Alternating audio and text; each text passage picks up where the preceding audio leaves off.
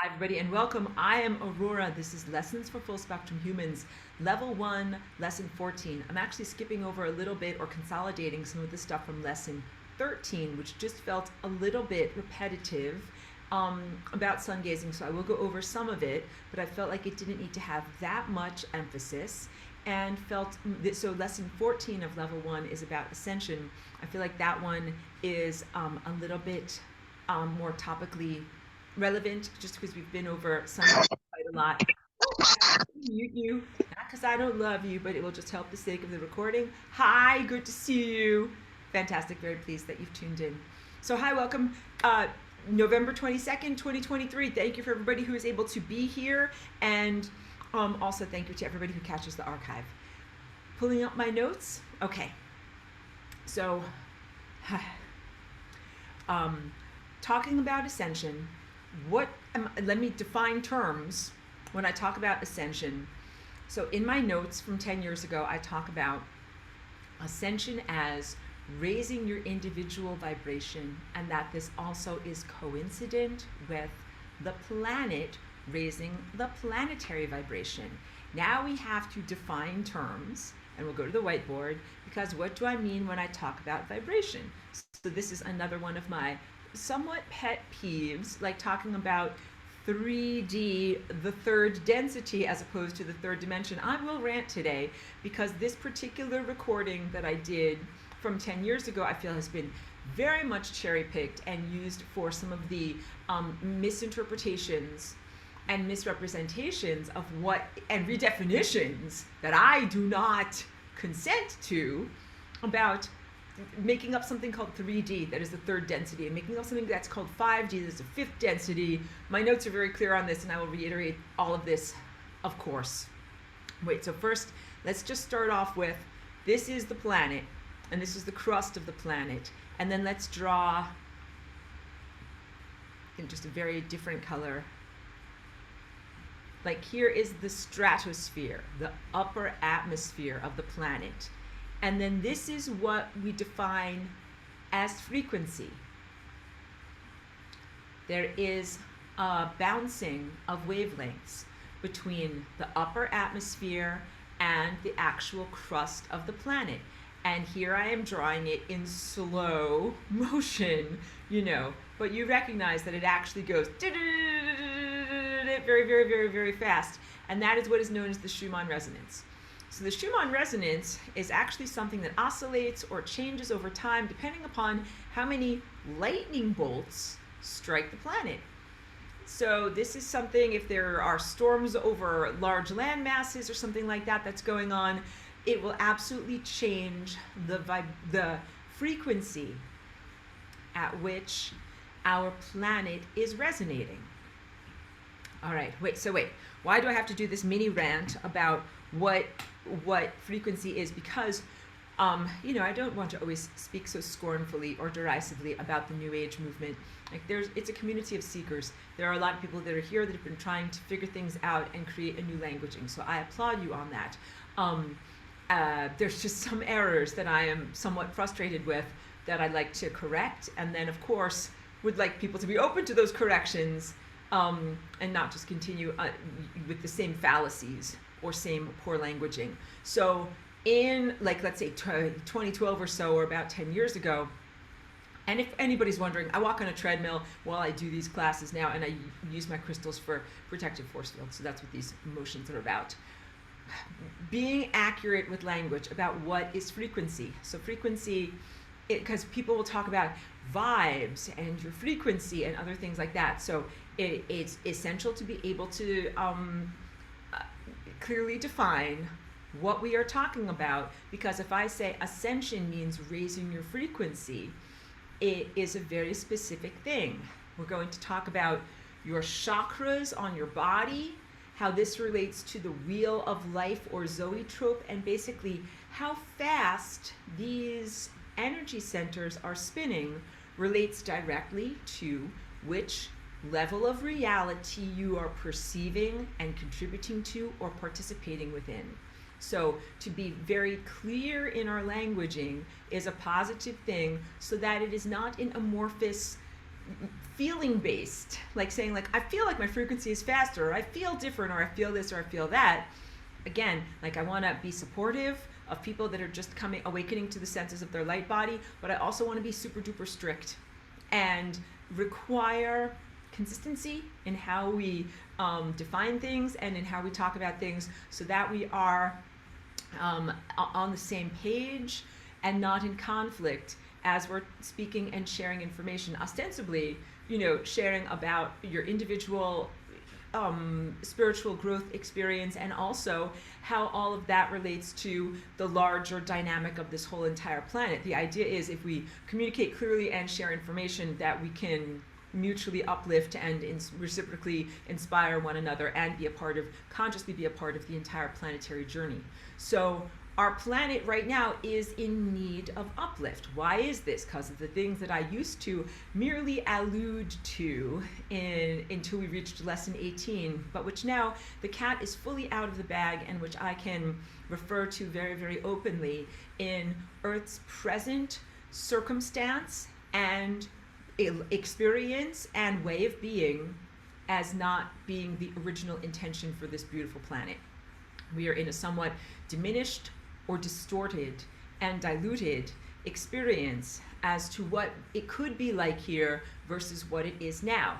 So that is the whole idea of ascension. When we talk about ascension, what we are really doing is implying that there is something that we have to ascend from. You're in an unnatural state, which is kind of being down in the mud.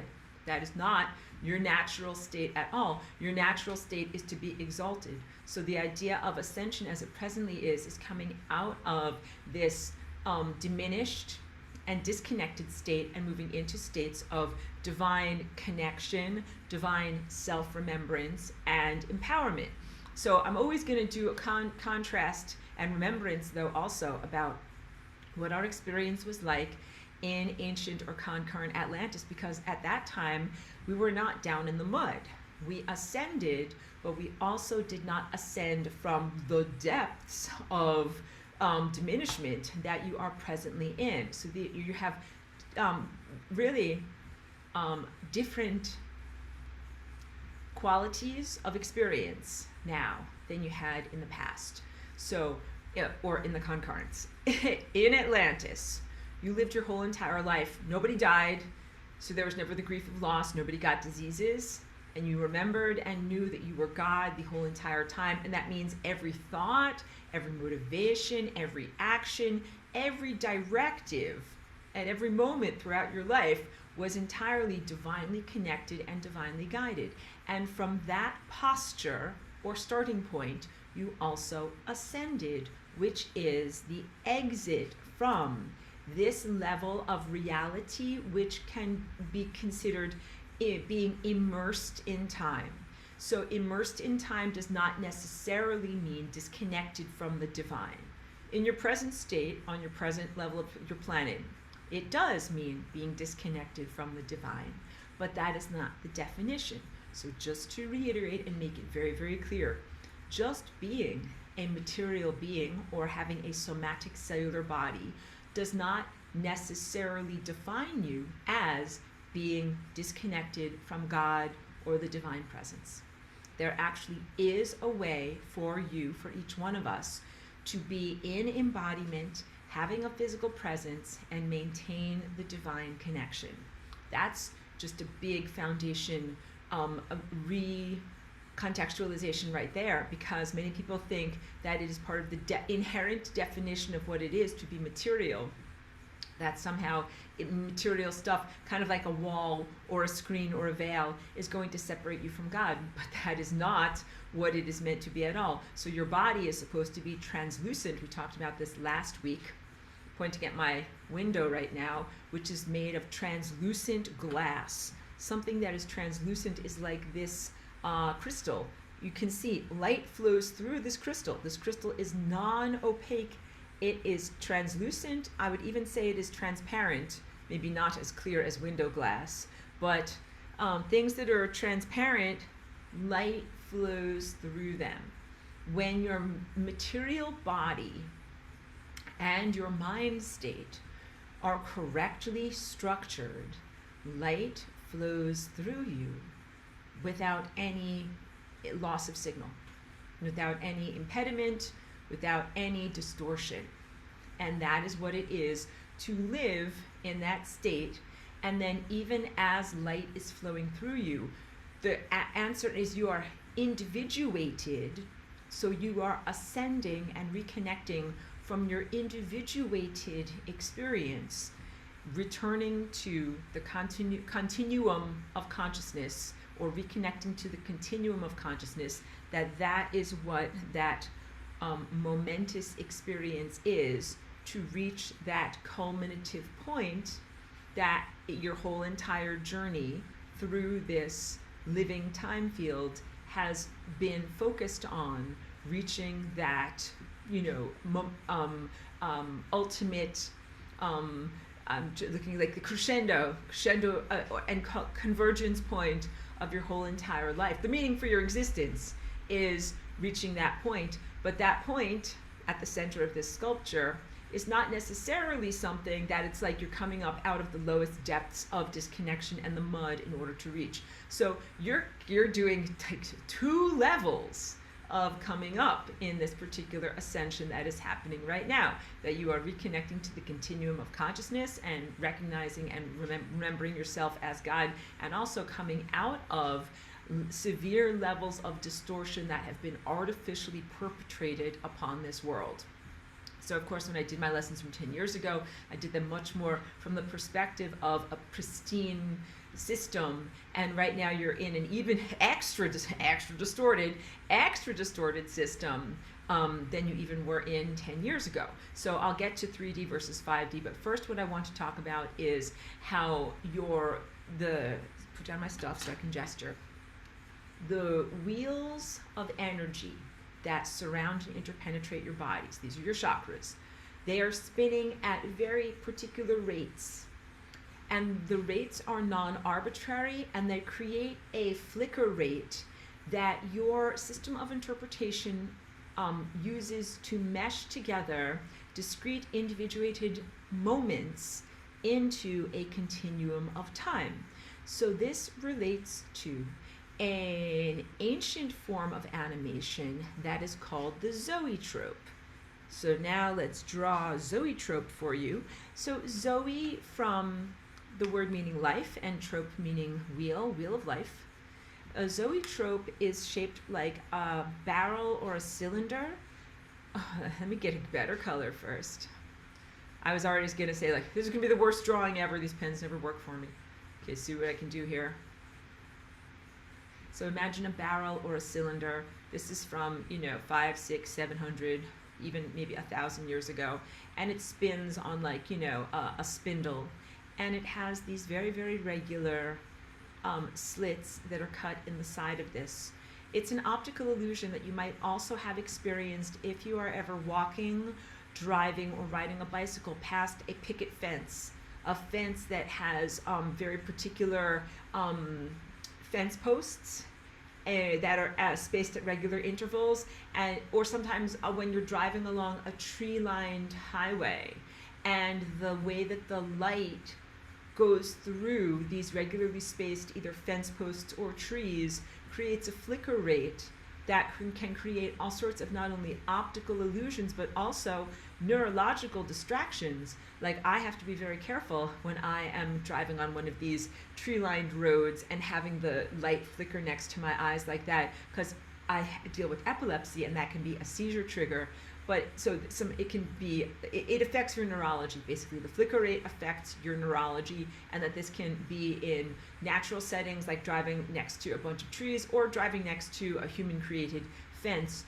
Back to what the zoetrope is, what they would do is create this cylinder, and then imagine that this is kind of like a cartoon strip, a flexible piece of paper or something like that, that is it is one long piece of paper that is segmented into individual images. And this is exactly like if you ever made a flip book, maybe out of your math book or something like that. If you were bored in math class And you're like, I don't have to listen to this stupid geometry stuff anymore. Let me draw pictures in the edges of my math book. And you flip through them. You make little stick figures. You can make the stick figures move depending upon how fast you flip the flip book. So let's say if we're going to make it look like there's a red dot, and the red dot is moving. It's in this position, it's in this position, then it's in this position. Then we can show it bouncing back down to here, and then going up to here, and then going up to here, and then going up to here, and then going up to here. And if we put this particular visual information into here and then give it a spin, right? Spin it around.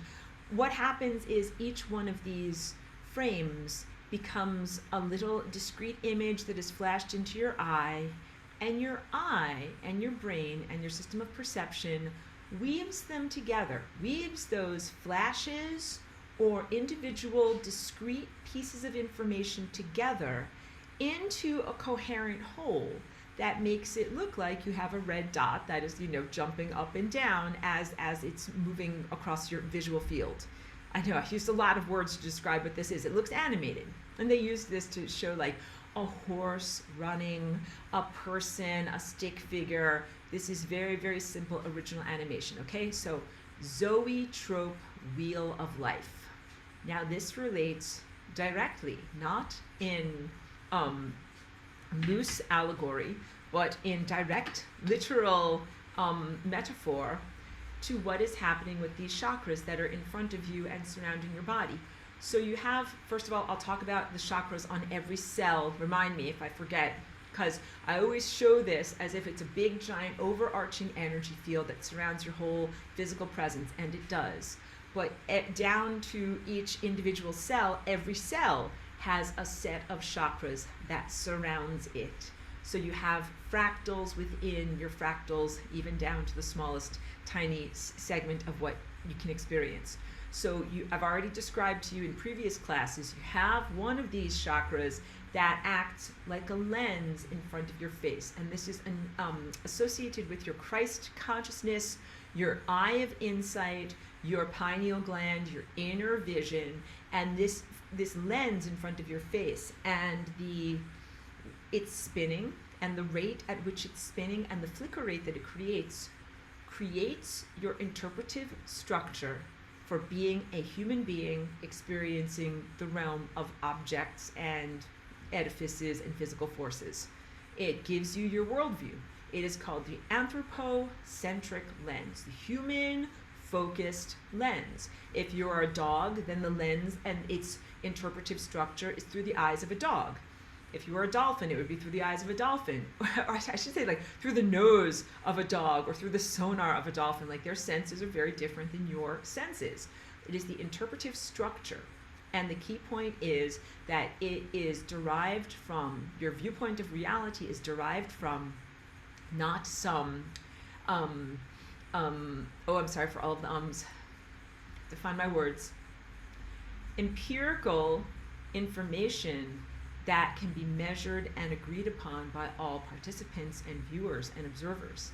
Instead, the individual frames of reality, like those individual pictures of the red dot, are the raw material, the uninterpreted data that can be agreed upon, but your particular system of interpretation, the glue or the integument that you use to tie together those events, is entirely created by and unique to you.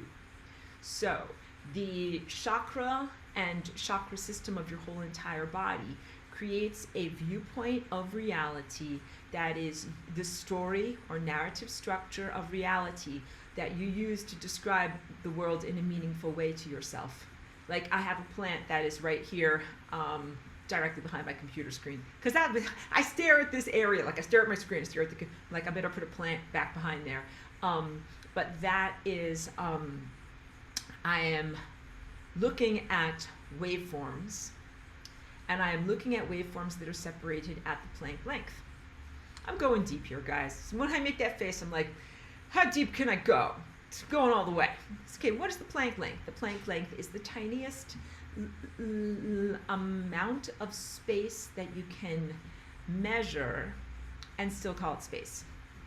If we took a pie or a cake and we chopped it up into the tiniest piece, like just give me a tiny little piece. It's almost Thanksgiving here in America. It's almost time to eat some pie, but you're like, I'm totally full. Just give me the tiniest slice you can possibly give to me. It's like, no, cut it even slicier, tinier, tinier, tinier. The tiniest slice of, because at a certain point, it's like this is a slice of pie that is 1 molecule wide. And if we cut it any smaller, we cannot define it as pie anymore, all right? So the Planck length is the tiniest slice of time-space reality that you can cut in a measurable, discrete way and still call it matter. Because once you start to cut things even smaller than that, like you don't have cake or pie anymore. You can't define it as matter. So the Planck length is something like 10 to the negative 31 exponent. And that is even smaller than a proton. A proton is inside of the nucleus of an atom and is considered to be a very, very tiny subatomic particle. So the Planck length is 10 to the negative 31 units. Even smaller than a proton. It's incredibly tiny. I know, you might be able to hear Cheeky barking back there. Sorry about that. Hold on a second. Hold on a second. So in your math book, flip book, or in your Zoetrope, each individual frame that you are drawing is a slice of reality pie. And then my analogy is falling. When you look at the world, you are not looking at a world of motion. You're actually looking at a world of discrete moments that are frozen and that do not actually have motion. But you're like, no, Aurora, I'm looking at you. Your hand is moving across the screen. You're walking on a treadmill. All sorts of things are happening. Yes, but what you're actually looking at is a very, very complex array of individualized, discrete moments that are not in motion. You are adding the motion to it. So in your visual sense, this is called the persistence of vision. And it is both a perceptive feature of your eyes, eyesight, and retinas, also an interpretive feature of your brain, cerebrum, and occipital lobe in your brain, where you interpret your sensorium from your visual imagery. You build a picture of reality based upon these ingredients. The picture that you build about reality is not consensual. This is not about rape and boundaries. This is about something everyone can agree on. Not everybody agrees upon the picture of reality that you are building. It is unique to you. So you have an individual moment 1, moment 2, moment 3, and then what your eyes, eyesight, and perception is doing is connecting together. You build a bridge between these flashes of information, and the building of that bridge and between the flashes of information is the act of adding an additional dimension.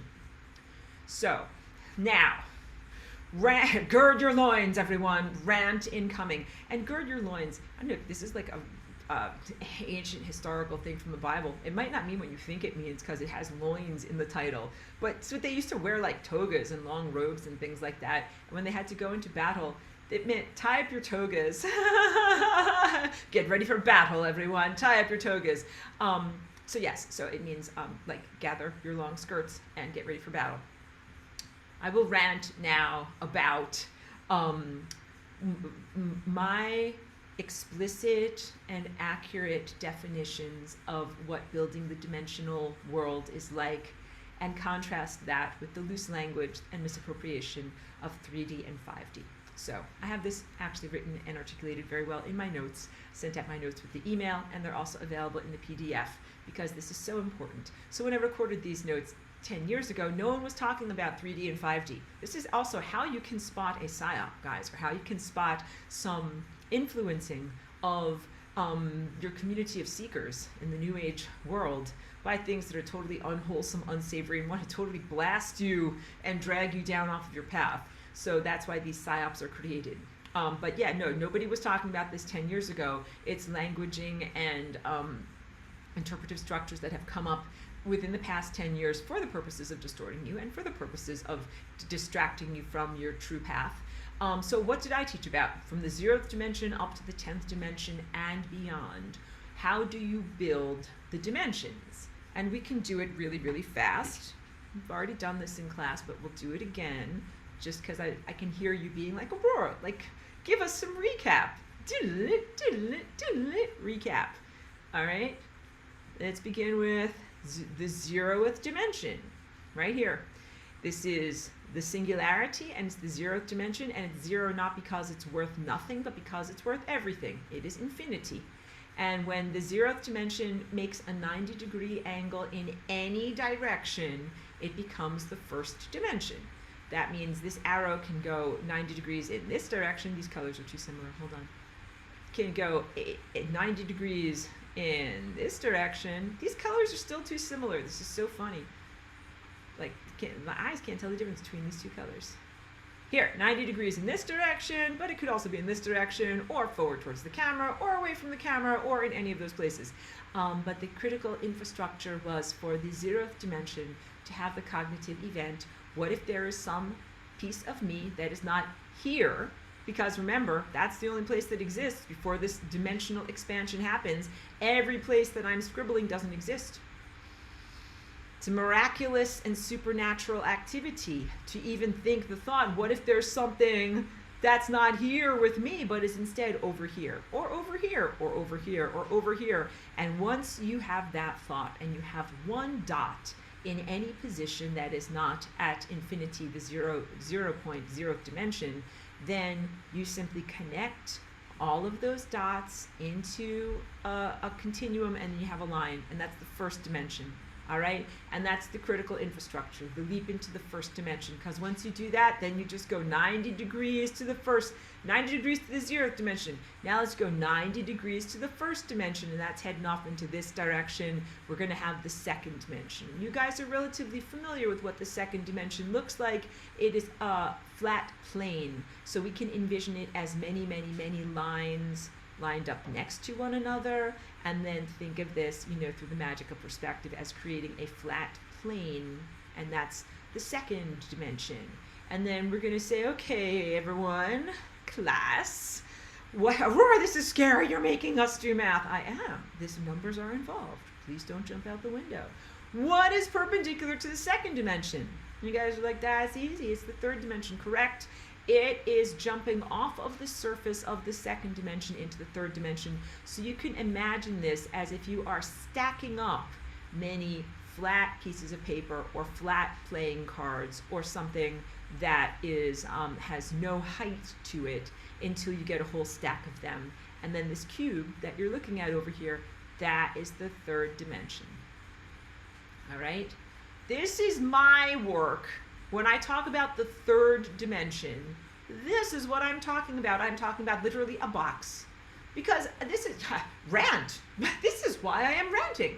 Because when I'm a part of different conversations or watching different videos, some people talk about 3D, and they talk about it as a euphemism or interchangeable language for something to be defined as something that is mundane, something that is earthly, something that is ordinary, something that is boring, something that involves chorefulness or materialistic tasks, materialism itself, 3D as being referred to as like insufficient realm of pure materialism with no imagination and no spirituality.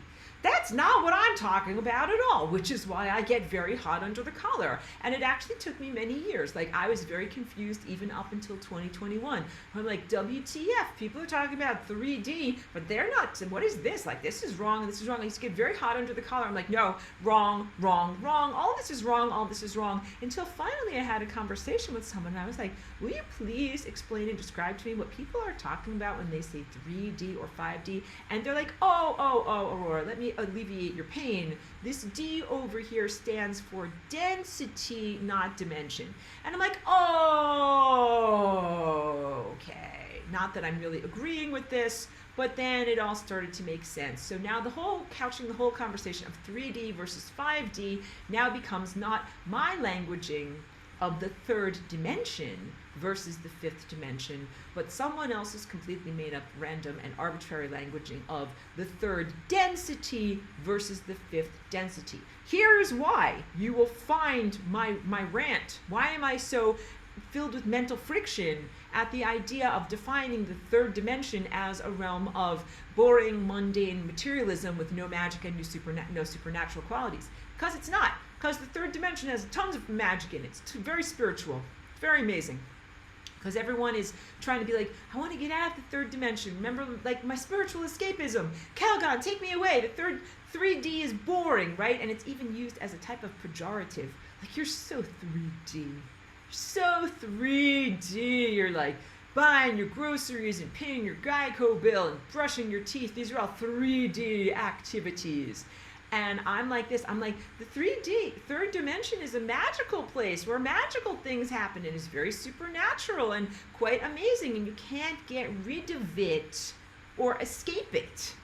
This is why my head has been consistently exploding, because the third dimension is literally a foundation for all of the other, let me just get a different color here, just like trying to find some other color. Here, random color. All of these other dimensions exist on the foundation of the third dimension, which rests on the foundation of the second dimension, which rests on the foundation of the first dimension, which rests on the foundation of the 0th dimension. And this is like a Jenga tower. Like, if you just yoinked out the third dimension, then all of this stuff would go bye-bye. All of this stuff would collapse, and you wouldn't be able to have any of this stuff stuck on top of it. And ostensibly, this stuff over here, you know, is all like, that's where the fun things are happening. I'm flying. I'm in a magical reality. The whole thing is a magical reality.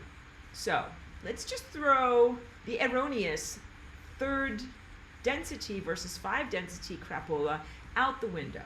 Everything that I'm teaching you about the dimensions are all magical. Because, wait, now let's go back to what's accurate. For the 4th dimension is when you take many, many, many third dimensional cubes. Let's see if I can draw a bunch of cubes here, and then I will just turn them into squares. Please envision that everything else that I'm drawing after this is actually a cube, even though you can tell that it's a square. This is the 4th dimension, and here we'll draw it in all of these directions so that you can really get a sense of this. The 4th dimension is time. 0, 1, 2, and 3 are space. 4th dimension plus is time. It is easier to talk about space with people because you can point to space. You can point to a deck of cards. I can point to a line that's drawn on a piece of paper. I can point to a box. But I cannot point to time unless I point to a clock or a wristwatch or something like that, but those are symbolic representations of time. Because what is happening is you have individual discrete moments or subunits, shorter than a moment, which is the separation at the Planck length, that is what time is. So let's draw a little person inside of one of these boxes, all right? Here's a little tiny magical stick figure. All right? And that stick figure is you, and it's right now 237. So we're going to say this is the you of 237. But you are not going to stay in 237 for very long. You're going to be there for literally 60 seconds. In fact, you actually just exited 237, and now you're in this time carved reality that is called 238. You're like, Aurora, we learned this when we were in kindergarten. I know!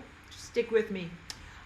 You have a separate body in your cube of 238. This is actually a totally different body. This is big stuff, guys. Because how did you go from 237 to 238? Oh, wait. Return to that. Hey, how did you do this? How did you go from here into here? Did I have to organize everyone and say, okay, everybody, kind of like, you know, like your athletes, like, get ready, runners, on your marks, get set, go. And then you jumped. Did you have to jump? You didn't have to, no. You didn't have to effort or use your willpower or do anything cognitively in order to flow from one moment into the next moment. So wait, I'll just go to, I can gesture more easily if I put this down. The activity of your DNA is what propels you through time from one moment or cube, or I call them train cars because it's kind of like trains or subway cars where you have here's one individual, discrete thing, then here's another discrete thing, and then there's the little connectors in between them. You did not have to effort or even have a comprehension that you were doing something in moving from 237 to 238. The genius of your physicality presence did that and does that and will continue to do that. Because when you came here, even before you had an ego, before you developed a sense of yourself, before you got a name, before you got named like Pedro or Charlie or Lisa or Aurora, before you even found out who you were moving through time. This is why I'm ranting so much, because look, if you were simply a third dimensional object and you didn't move through or exist in time, you know what you would look like? You'd look like this. You would look like a flash. I'm in time. I'm submerged in time. Look, I'm condescending. I'm better than you. I'm submerged in time. I am submerged in time, and I am moving through the flow of time. And if something exists, but it doesn't exist submerged in time, what would that look like to someone who is submerged in time? You'd only see it for the briefest flash. Then it would be gone. It's kind of like if it's on the side of the road and you're here on the highway of time and you're going past, pew, see ya, sucker. I only saw you for 1 second because you're not moving through time. That is something that doesn't have that same level of presence and momentum. What makes things move through time? For living, embodied, DNA-bearing creatures, it is the activity and the dance of your DNA.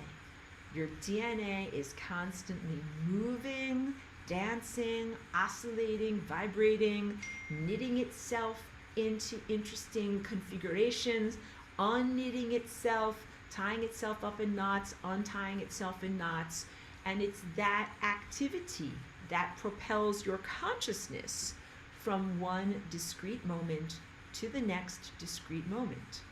If you don't have that oscillation and dance happening in your DNA, so if you here, my DNA is dancing, my DNA is dancing, my DNA is dancing, my DNA is dancing, and here I am over here. If my DNA stops dancing, do you know what happens? You do know what happens, guys. You don't go over into here. You go bye-bye.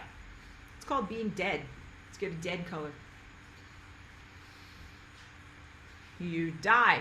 You stop moving through time. So when you die, clearly, maybe not clearly, maybe none of you have encountered death, but when you encounter death, there is no more movement of consciousness. So the DNA is no longer doing its subcellular activities, and consciousness is no longer present. There can still be somatic cellular biological material, but it is not animated. We call this a corpse. We call this a dead corpse. So maybe you've never encountered death. Maybe you've never, seen a human remains or an animal remains or something like that. But you've surely gone to the grocery store and seen the meat case. There's a lot of dead animals there. Their flesh is still moving through time. The flesh doesn't disappear from the meat case. The frozen chickens don't disappear from the freezer case. But they are no longer animated. So they are moving through time, but they are not animated by consciousness. All of this relates to the zoetrope, wheel of life, all right? And all of this relates to frequency and what is ascension. So when you're alive, your chakras are spinning. They're spinning, and at the same time, your DNA is doing your dance. And you are propelled through time from one discrete moment to the next discrete moment to the next to the next to the next. And it is that flow and that continuum that defines existence, defines life and being alive and being sustained. And that if you are not moving in that way, you're not alive. Um, um, um, um, you can see I'm collecting my thoughts here. So ascension is what happens when you turn up the frame rate and you are able to perceive a different level of reality. And the new level of reality that you're able to perceive and participate in and integrate in is a much higher frame rate, and more information is contained. So super slow motion film. This all relates to like actual film. So right now in your world, you don't do very much with film anymore, but this is how it used to be. All right, I know now I'm getting super duper confusing with you. Okay, it used to be that you just had film where you had individual like animation cells, and that your perception, like you go to the movies, individual imagery is flashed at your retinas, and then you're building this viewpoint of connecting these individual static images. Television and video ways of non-film based videos have changed our way of perceiving things, because non-film based videos have a refresh rate, and your computer, when you look at your computer, does not just flash one whole big image to you and then another big image to you and then another big image to you. So videos and your computer has a refresh rate that is kind of in slices that goes up and down your screen. It's not the same as it used to be. That's why the analogy doesn't stand perfectly when we get into more modern technology, but it works perfectly when we talk about the traditional technology of photography and film being used to represent motion in like motion pictures. All right. So putting aside things that are done with videotape, and modern computer refresh rates, we're into the former way of how humans made simple, crude animations through zoetropes and flip books for hundreds or thousands of years, and then within the 20th century, humans created motion picture, which is where you have like an actual film strip, and your brain and eyes are presented with these total holistic viewpoints and flashed at a particular rate that you then internalize, and you add the connective integument that makes it look like a real place, a real world. So when you see something, this is exactly like when you see something that is a flat painting, whatever, like, you know, Starry Night or Mona Lisa or whatever it is. But you've learned, you don't just look at the surface and look at it like a flat icon. You look through the painting as if it has depth. Or this particular computer screen is a perfect example. So you're not looking at this computer screen as if it is a flat object. You look at it like it's a magic window, and I am Aurora and I am in the foreground. Then there is the window that is in the background, and you can tell the background is several feet away from me, and it recedes into the distance, and things are smaller in the background than they are in the foreground and the midground. Like if you're like, that's how big, look, the lasagna sculpture is only 4 inches tall. It's not 4 inches tall, it's actually 28 inches tall. It's small because it's far away. All of those things that I just articulated to you, you're like, well, duh. And you're like you're unimpressed because you grew up and were acculturated into the normalcy of looking at a 2-dimensional object as if it is 3-dimensional and has depth. So a 3-dimensional object has depth. You look at this computer screen as if it has depth, even though you know it doesn't have depth.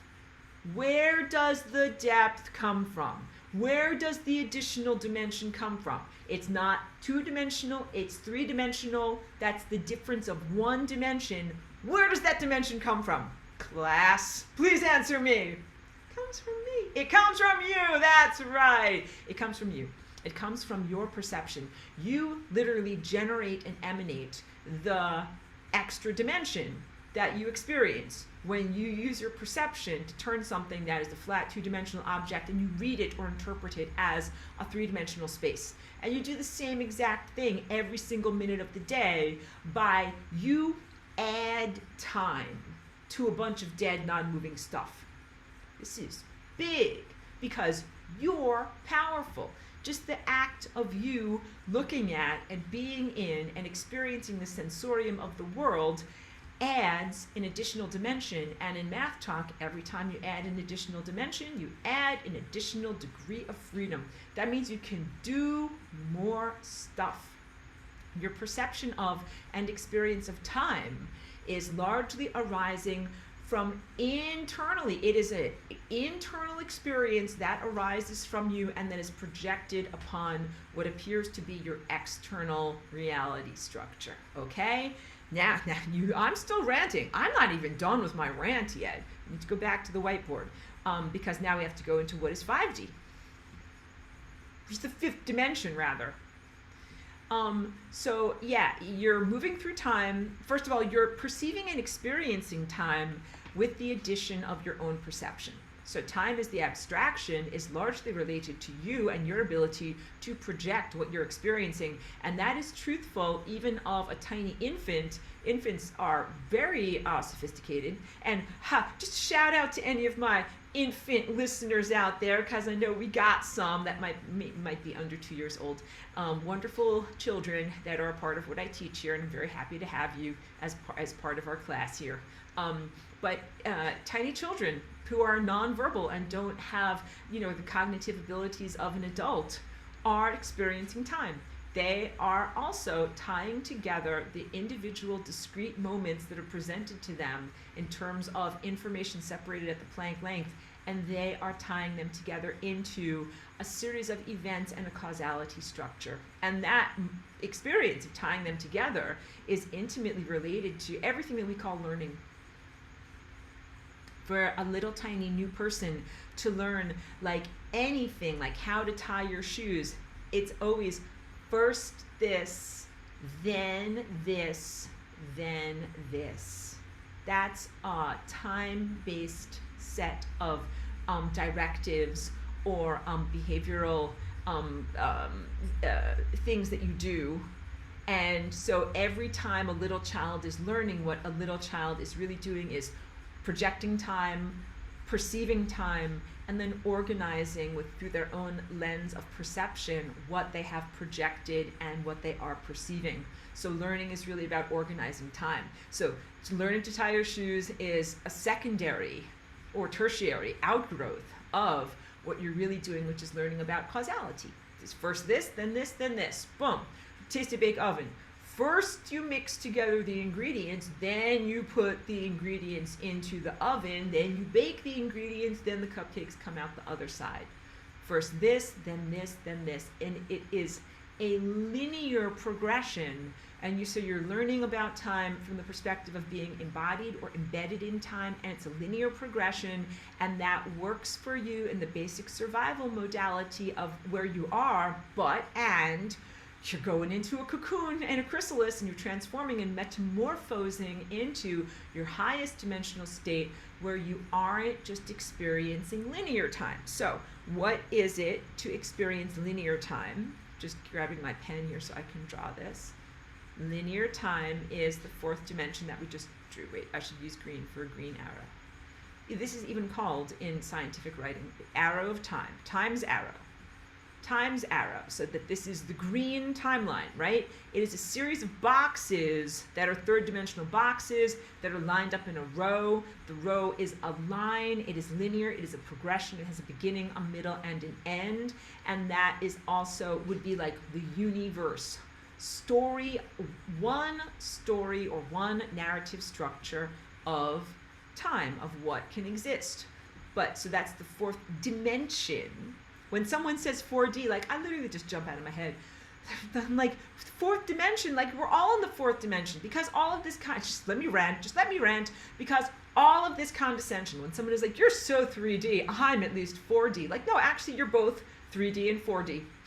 You're both third dimensional and fourth dimensional, because you're not just something that is a static object that doesn't move through time. You're not a dead body. You actually exist in time, and you actually move through time. You're both a third dimensional object and a fourth dimensional object. And you know something more than that, you're actually also a fifth dimensional object. So what a lot of people are talking about in the New Age community is 5D as a level of reality that is, again, totally pristine and discrete from 3D and 4D, as if you could kind of just be like, ha, I got rid of my 3D and my 4D self, and now I exclusively exist in my 5D self. Like, if you move out of an apartment, you're like, see ya, I don't live there anymore, I only live in this new expanded penthouse.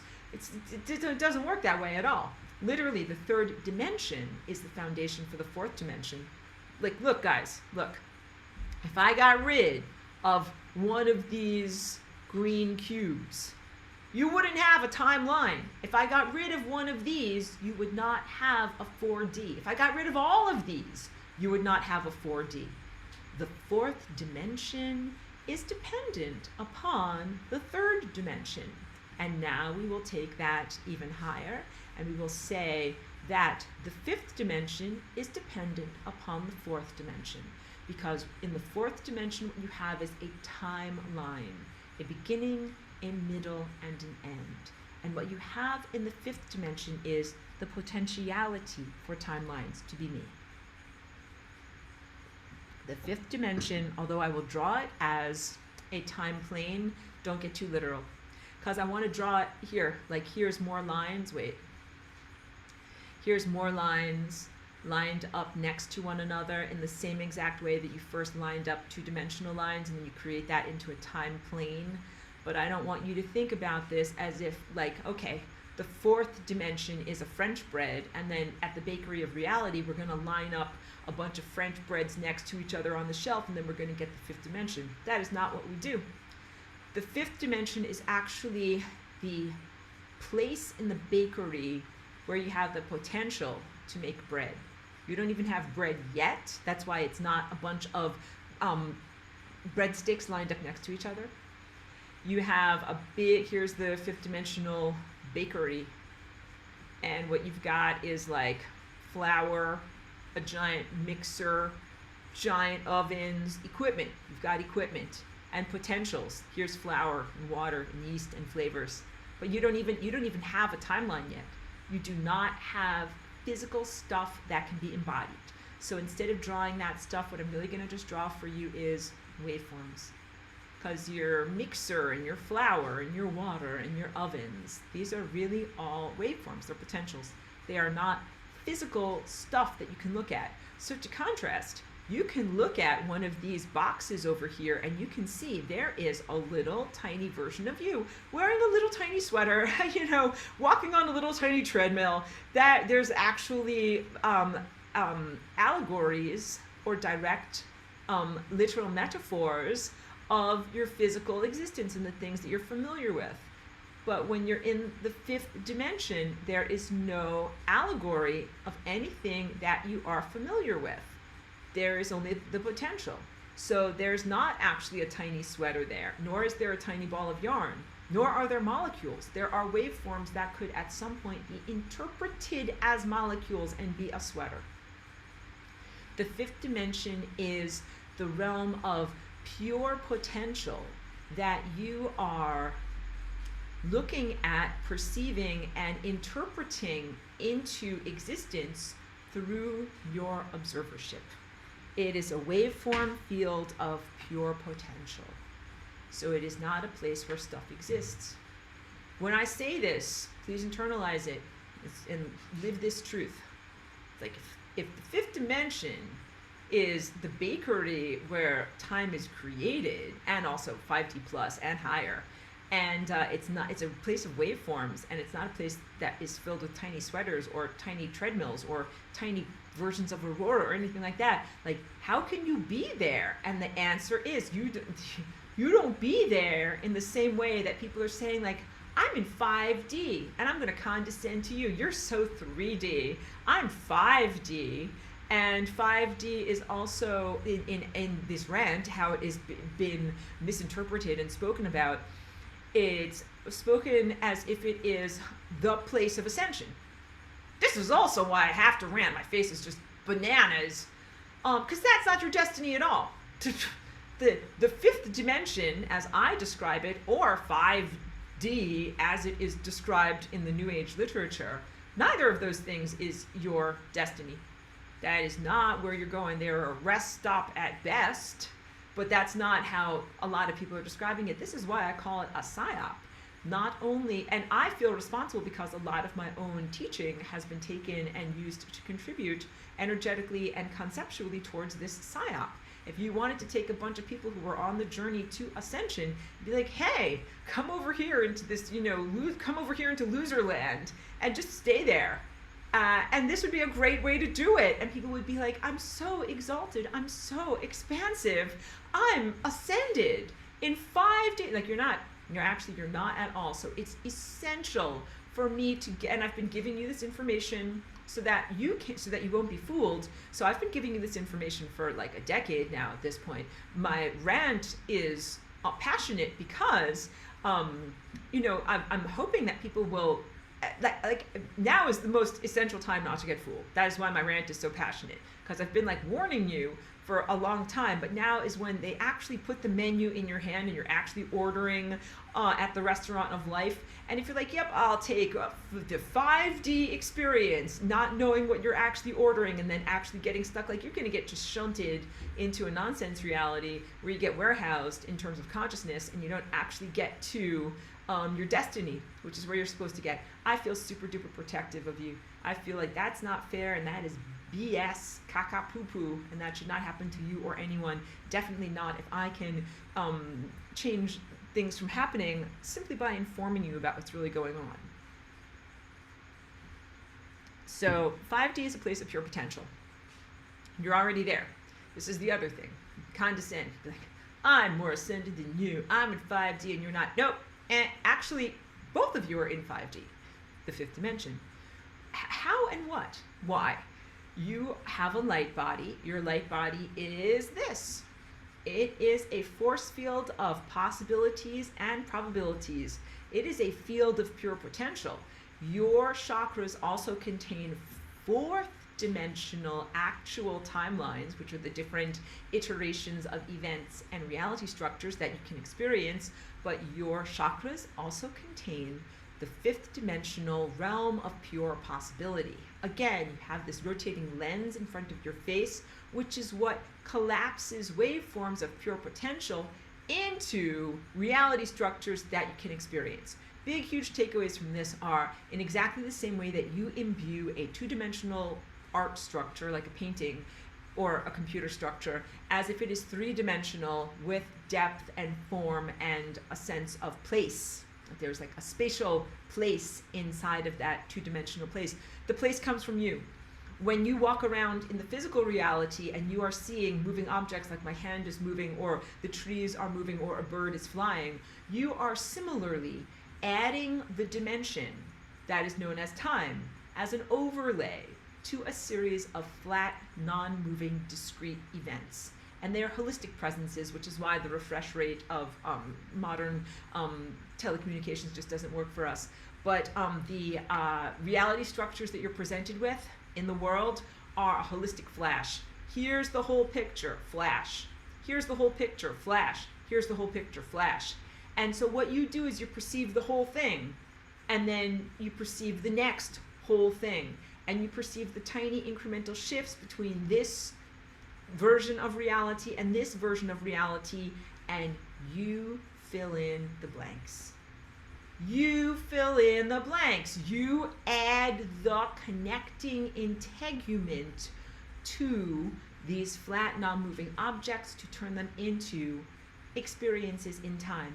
And you adding that sense of movement and motion is not only a cognitive and perception event, it has to do with your DNA as a bridge of light, your DNA as a connection between experience and potential. You are projecting that reality interpretation structure from the movement of your DNA onto the world around you. Done right, this realization should knock your socks off. Your eyes should be jumping out of your eye sockets. You should be like, wow, like I'm painting a picture of reality with my ability. Yes, you are painting a picture of reality. Taking the raw materials of each holistic flash or information frame of reality, and you are creating the artistic connections to smooth everything over so that it looks like one seamless movement that is happening. You guys know, like, the original animations and original films from like the 1900s, they were very herky-jerky. They didn't have a good frame rate. They were not enough frames per moment to make it appear like a smooth flowing movement that would mimic your perception of reality. Then it was optimized, movie making was optimized, 26 frames per second flashing in front of your eyes gives a pretty smooth movement. Now let's talk about HD, high definition, super slow motion. Super slow motion film was actually created by like the space exploration agencies. You know, it's like one of these things that was created with a different intention in mind, and was then used largely in advertising. Everything might not be done by film cameras now, but it was at least many decades ago. Whenever you're watching an advertisement on TV and it's like they're selling pancake syrup, and the pancake syrup is being poured from a jug onto the perfect mountain of pancakes in the commercial, and the pancake syrup goes like glug, glug, glug, and it cascades down in perfect slow motion over the pat of butter and then over each little ledge of pancakes. And that is high definition, super slow motion. The way that you achieve super slow motion in film is by speeding up the frame rate. So if you get 26 frames per second flashed in front of your eyes, you're like, oh yeah, that looks pretty good. It looks like a pretty smooth, positive, imitation of life. But if I do 48 frames per second or 112 frames per second or whatever it is, it's super slow motion and super high definition. The faster the frame rate, the more information that is conveyed to you and your perception, which is also, not only does it look like slow motion, but it captures every detail. So when you're looking at the glug, glug, glug of that syrup, like you see like every reflection, every color, everything, like it captures every little tiny detail. There's so much clarity, and it becomes very evocative. Your senses awaken, and you're like, I can taste that syrup because it looks so real, okay? That's what ascension is. Ascension is moving from one frame rate of reality to a faster, high definition frame rate of reality. And in order to get through, to move into that level of perception, you have to go through a frequency door. And that's my song called Symphony of Life. I always joke, go through the frequency door, door, door, door, door. I use kind of like an echo in that song to emphasize that lyric. You have to be shaped the right way. Your whole entire body and all of your physical processes that are happening inside of your body, all of your signaling and metabolizing, has to be shaped in exactly the right way. You have to be a perfectly shaped polygon, and then you are able to enter into the high definition realm of super slow motion, not animation, but visual information. That is what it is to ascend. So you are able to perceive and receive and interpret much more information in each moment. Your processing power becomes much better. Oh, how wonderful. Hold on one moment. Hold on one moment. We'll be back. Pause on processing power. So I'm just reviewing my notes over here. We're talking about increasing the amount of information that you can perceive and process in a moment or in an amount of time. So what is ascension? Ascension is when you are able to perceive and process much, much more information than you have available to you right now, and your processing power profoundly increases. This has everything to do with what we talk about, raising the frequency of the planet, raising the frequency of you. The planet and you will both be moving at a faster rate. Does this mean that you're going to we're not going to drive at 25 miles per hour anymore? Now we're all going to drive at 75 miles per hour? No. What it means is your chakras have been spinning at a certain rate up until this point, and as you ascend and when you reach the culminative experience of ascension in your destiny, you will be spinning at a much, much faster rate. And the spinning at a much, much faster rate means that you will be able to generate, perceive, and participate in a much expanded reality structure in exactly the same way that, if you just looked at a regular movie of somebody pouring some pancake syrup, you'd be like, I am not impressed. It did not make my mouth water. I was not tempted by it in any way. But when you look at the super slow motion high definition of the pancake syrup pouring on down, you're like, I can taste every molecule. It looks amazing. These are the quality of experience distinctions that you will have from your present level of experience. So presently, it's not just that you're sleepwalking or just that you're inattentive to the world. Literally, you have less information being presented to you, and information is light, and this is your light body. You have less information being presented to you, and you're able to eat and perceive and process fewer packets of information than you will be moving forward. As you gain in your spiritual trajectory and your spiritual muscles, you will get faster. You will get faster until you are at the point of being at light speed and beyond. The level of fastness that you will achieve has to do with your processing power. How many portions of data or information or cognitive events can you have in a specific amount of time? So if you could have if you could process 10 things in a second, that's regular, the former paradigm of reality that you're moving from, regular pancake syrup.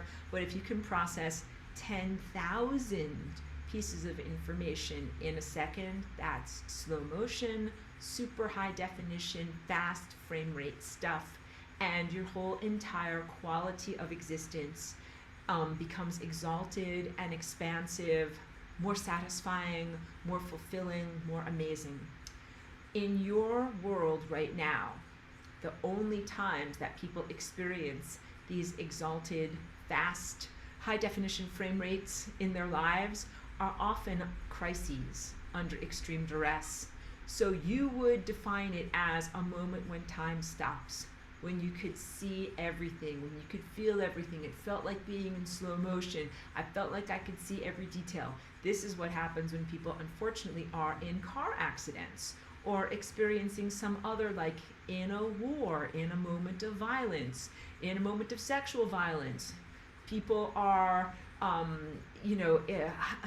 hyper aware and hypersensitive to what they're experiencing, but it's often the worst stuff. You got it? So that's why I recognize that the only things that you might be familiar with as I'm explaining this to you is the sense of in exactly the same way. So it's erroneous. I know, fragmented. When people are about to be in a car accident and they're like, and I was about to go through the windshield of the car and my life flashed before my eyes and everything went in slow motion. What you're talking about is actually achieving the highest dimensional perspective, but you shouldn't just experience that when you're in that moment of about to hit the membrane of death. That really should be your everyday outfit, your everyday mental outfit, and not only something that happens in a crisis when you're literally about to die. So you should always be able to access not your life review, but your ongoing life assessment. Clipboard should be visible to you throughout your whole entire day, so that you're like, well, what should I be doing? I don't know, let's check the clipboard. And similarly, you should be able to move through your day seeing, perceiving, generating, and participating on the level of total perception and all of these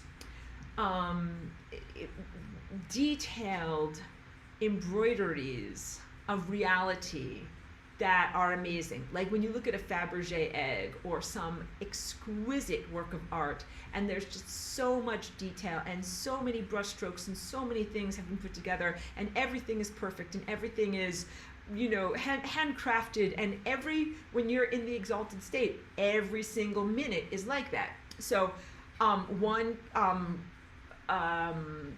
exception is the psychedelic experience. People often have these moments of life review or time slowing down or time stopping and being able to see everything in excruciating detail in the psychedelic experience, which can make it very valuable. Although it's not sustainable, because you can't take those molecules every day. Like, you're gonna fry your brain. But the idea is that you get to, you know, a natural, sustainable, healthy way of being able to be at that extremely fast rate of experience all the time. That is what ascension is. So when people have the psychedelic experience, and this goes to like William Blake's beautiful poem that is called Auguries of Innocence, to see the world in a grain of sand and experience eternity in an hour.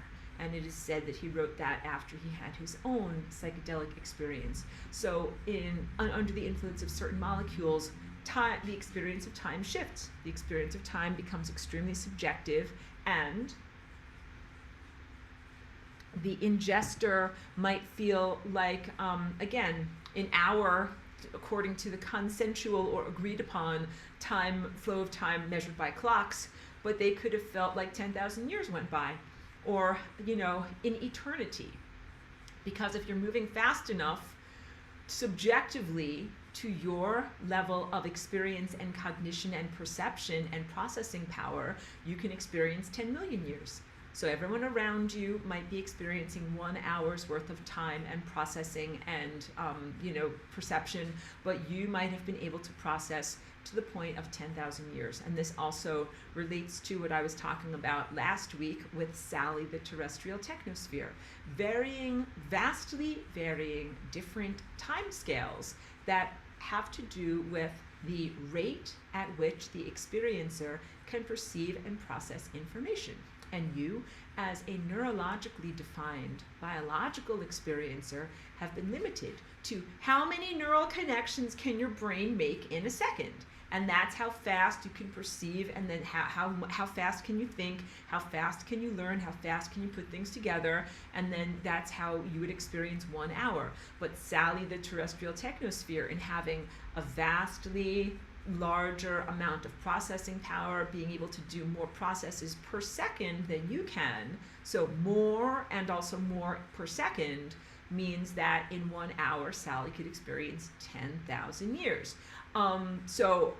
Wait, I have to refer to my notes because my brain is going in 10 million directions. There are so many different things that I want to talk about. So one of the things I want to talk about is me and flying rainbow lasagna, and how I am able to make optimum use of my neurological container here, even though my body has brain damage. All right? So I have to draw this for you. So, okay, I came into this body. This body had enough brain damage that would have been sufficient to kill a person. It did kill the person that lived in this body before me. When I smile and I talk about things like that, it is like laughing at a funeral. Like, it's a way of being lighthearted in describing something that is like very sad and actually very distressing. So please never misinterpret that. So I have a bunch of brain damage that I am presently overcoming. You can see I walk, I talk, I dance, I make music. How do I do this? So I'm going over here to the whiteboard so I can talk about my brain and moving from point A to point B faster than you ordinarily would do something. All right, so let's draw. Here's a brain down here. Like, here's one hemisphere, and then here's the other hemisphere. Wait, this is too weird. I really try, guys. You have no idea how hard it is for me to draw with these pens. Just laugh, because I'm actually a good artist. Okay, right hemisphere, left hemisphere. And let's say that this is like the area of my brain injury. We're like, just, it's the dead zone. It's no signals get over there. And if I have a neurological signal, like the signal begins over here, wait, you can't even see. Okay, signal begins over here, and it wants to go over to here, but it's like, roadblocks. Like, it's gonna have to go through here, and then everything gets stuck. How am I gonna get through and get over to here where I need to get to? So what I have been doing inside of my own brain for a long amount of time now is creating portals. I'm just trying to find a good color. I hope you can see this color effectively. So imagine, like, here's a portal, like an interdimensional doorway. All right? This is Flying Rainbow Lasagna. And then here is another portal or interdimensional doorway. And instead of the neurological signal having to go through the dead zone and then somehow, it can't get through the dead zone to get to the other side, what the signal does is it goes into the portal, skips over all of this stuff over here, skips over everything, and then emerges from this portal here and comes over to this part of the brain. And I have portals like that all over my whole entire brain. My whole entire brain is full of portals. In fact, my whole spine, body, bottom of my feet, my whole body is full of portals that I use to bounce signals beyond, past areas of degradation so that the signals can get to where they need to get to, and so that my body can function. And this also has made it possible for me to think more quickly. So what initially was a compensatory mode that was developed in response to a disability or an inability has then made it possible for me to think even faster than people that don't do portaling in their brain. So here is the experience that I had when I first came into this body. I was numerically illiterate. You can tell I just chose the wrong word there. Still have a lot of problems with language and word choice. So I couldn't even recognize numbers. That's what numerically illiterate means. Like a 3 and an 8, they look kind of the same. They're kind of both shaped like a snowman, and I kind of thought, like, those are kind of the same. They're not the same. They're wildly different, but I didn't really have a reference point or a way to understand or comprehend any of these things. That was my starting off point, like not even knowing the alphabet. I didn't even know the difference between a 3 and an 8. And then, so I had to first do like some basic learning and being able to recognize symbols, and then being able to figure out different ways to envision simple math things like addition, subtraction, multiplication, and division. I figured out ways to visualize all of that. So I use my brain in a very different way. That's part of this signal bouncing and going around the parts where there was, damaged areas to be able to do this. So that was just the first couple of years of me being here in this body, like totally numerically illiterate, and then just developing my version of basic math skills so that if you give someone $10 at the store and they give you back $5.25 and you can add things up. And I actually had a very entry-level job in a retail store where that was a lot of what I did. It was a good job for me at that time because I was able to spend my time doing a lot of this rewiring in my brain so I could figure out how to bounce signals around and be like, okay, I have to do math and figure out what is the change for this, $10 bill over here. All right, so that was the first 4 years or so of me being here. But after not very many years, like by 2006 or so at that point I was running the custom framing department of this other place, and at the end of pretend like you come in, you're like, I want to frame this, I want to say picture of a sad clown, but I want to frame this artwork, and I'm like, okay, great. We talk about your aesthetics and what you want it to look like, and then I give you your estimate, because the mat is one cost, and the fitting is labor is one cost, and the glass is one cost, and the frame is one cost, and you have to add that all up. And I used to say to my customers, like, okay, just give me 5 minutes while I just run all these numbers, add everything up, and then I'll give you your estimate. And, like, you kind of just like, have fun, take a little break. I'll get back to you in 5 minutes. And also, P.S., that used to be like my favorite part of the job. Because talking with people is hard, but adding numbers up, it's fun. And, but after not that much time, I realized I didn't need to use the calculator because I am able to bounce these signals and do portaling throughout my neurology in a way that now allows me to think, perceive, process, have cognitive events, and do calculations faster than other people. Let's say definitely faster than this body could have done things before the brain damage and before I came into this body, and also comparatively faster than some people who are just using their brains in a linear fashion. So why does this matter? I'm not simply telling you weird anecdotes about my story or my atypical neurology.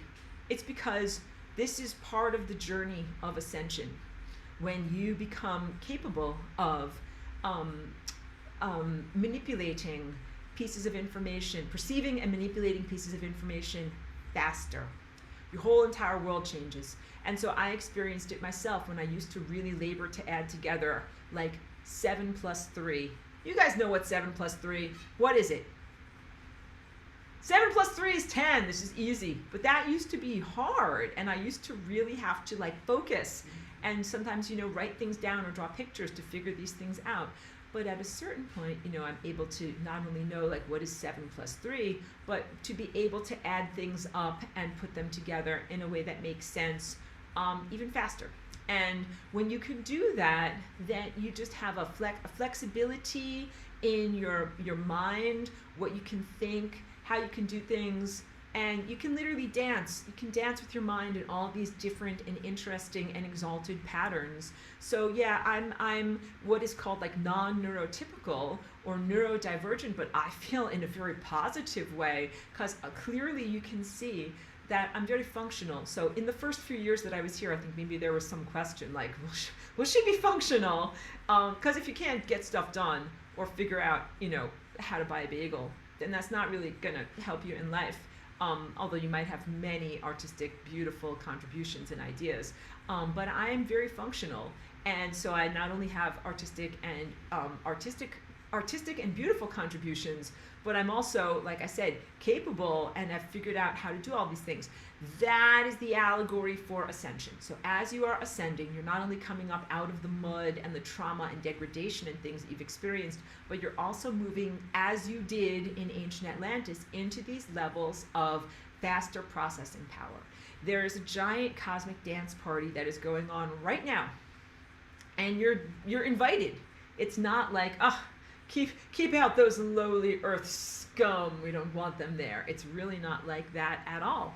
You are completely invited and welcomed and encouraged to be a part of the party. You just have to get faster. You have to get faster in your perception and in your cognition and in your capacity to calculate. And so the things that I'm teaching you about are, like coaching and helping you and encouraging you to get faster. It is 100% based upon your own discipline, determination, your own efforts, and you get to a certain point where you're able to enter into that reality and then be maintained there. So when I do my mild criticism of molecular helpers, like whatever, DMT, psilocybin, all these different like molecules that make you trip, they can make you feel eternity in an hour. But I don't think that it's something that is sustainable like that. You can't take that every day. So you know what I mean? Because what you should be able to do is sustain that level of exalted perception and fast inner momentum all day long. And instead what happens is you take a molecule, you have an exalted experience, and then you come down and you slow down again and you return to the integration of regular frame rate into regular reality.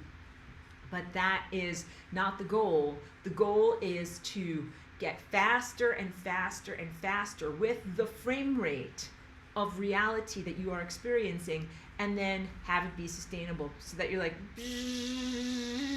like imagine you're like spinning and you're like, nope, not coming down, staying here. And that's your new life, and that's your new level of experience. So those molecular helpers are like little training wheels at best. But then also they can take their toll on the body, and then also that you have to do all of that stuff with, I tell everybody this all the time, the foundation. So, sometimes people can achieve not even exalted states, but just hallucinatory states through all sorts of deprivations, through starvation, through lack of oxygen, which P.S. holotropic breath work is just starving your brain of oxygen. I am not a proponent of holotropic breath work. Like, you're pretty much just what is it called? Hyperventilating, creating an oxygen imbalance, oxygen carbon dioxide imbalance in your brain. That definitely changes your perception, but it is not sustainable. You get it? So the goal for all of this is to reach an exalted state and have it be sustainable. Can't, take LSD every morning for breakfast. That is not sustainable. You can't hyperventilate yourself all day long. That is not sustainable. But what you can do is do these ways of making your chakras move at a faster rate and maintain your gains. So keep on moving, so you get like incrementally faster and faster and faster until you are ready to make that leap. And the leap is the same leap that is the leap from the 0th dimension into the 1st dimension. It is a cognitive leap. So it is a leap of thinking a thought that had never been thought before, and just the revolutionary act of thinking that thought creates a new reality structure. So even before the 0th dimension connects to the 1st dimension in a line of dots, just thinking, well, what if there's a dot that's out there somewhere that's not here? Just that thought creates that reality.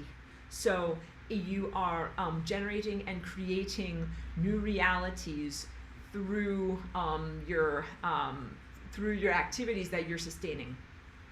You're presently right now in the 5th dimension. What do I mean by this? You have a light body, and you are not necessarily completely connected to and effectively decoding your light body senses, the information that comes to you from your light body.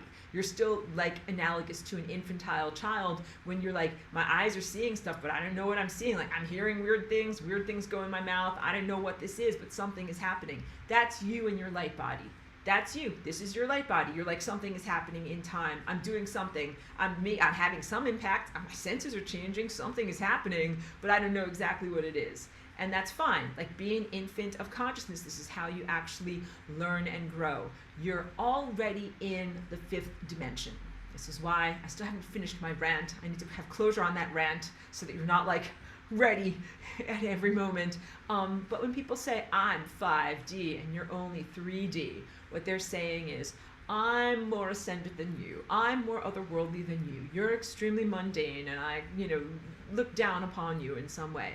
And none of that works either, because when you're ascending and when you're an ascended master, it is a unique journey, unique to you. You do not compare your journey to other people's journeys. You're not in a competition. You're bringing the activities of ego competitiveness and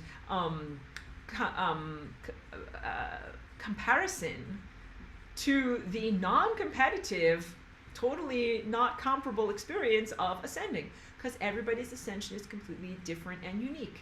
And you can't compare. Every ascension is totally unique.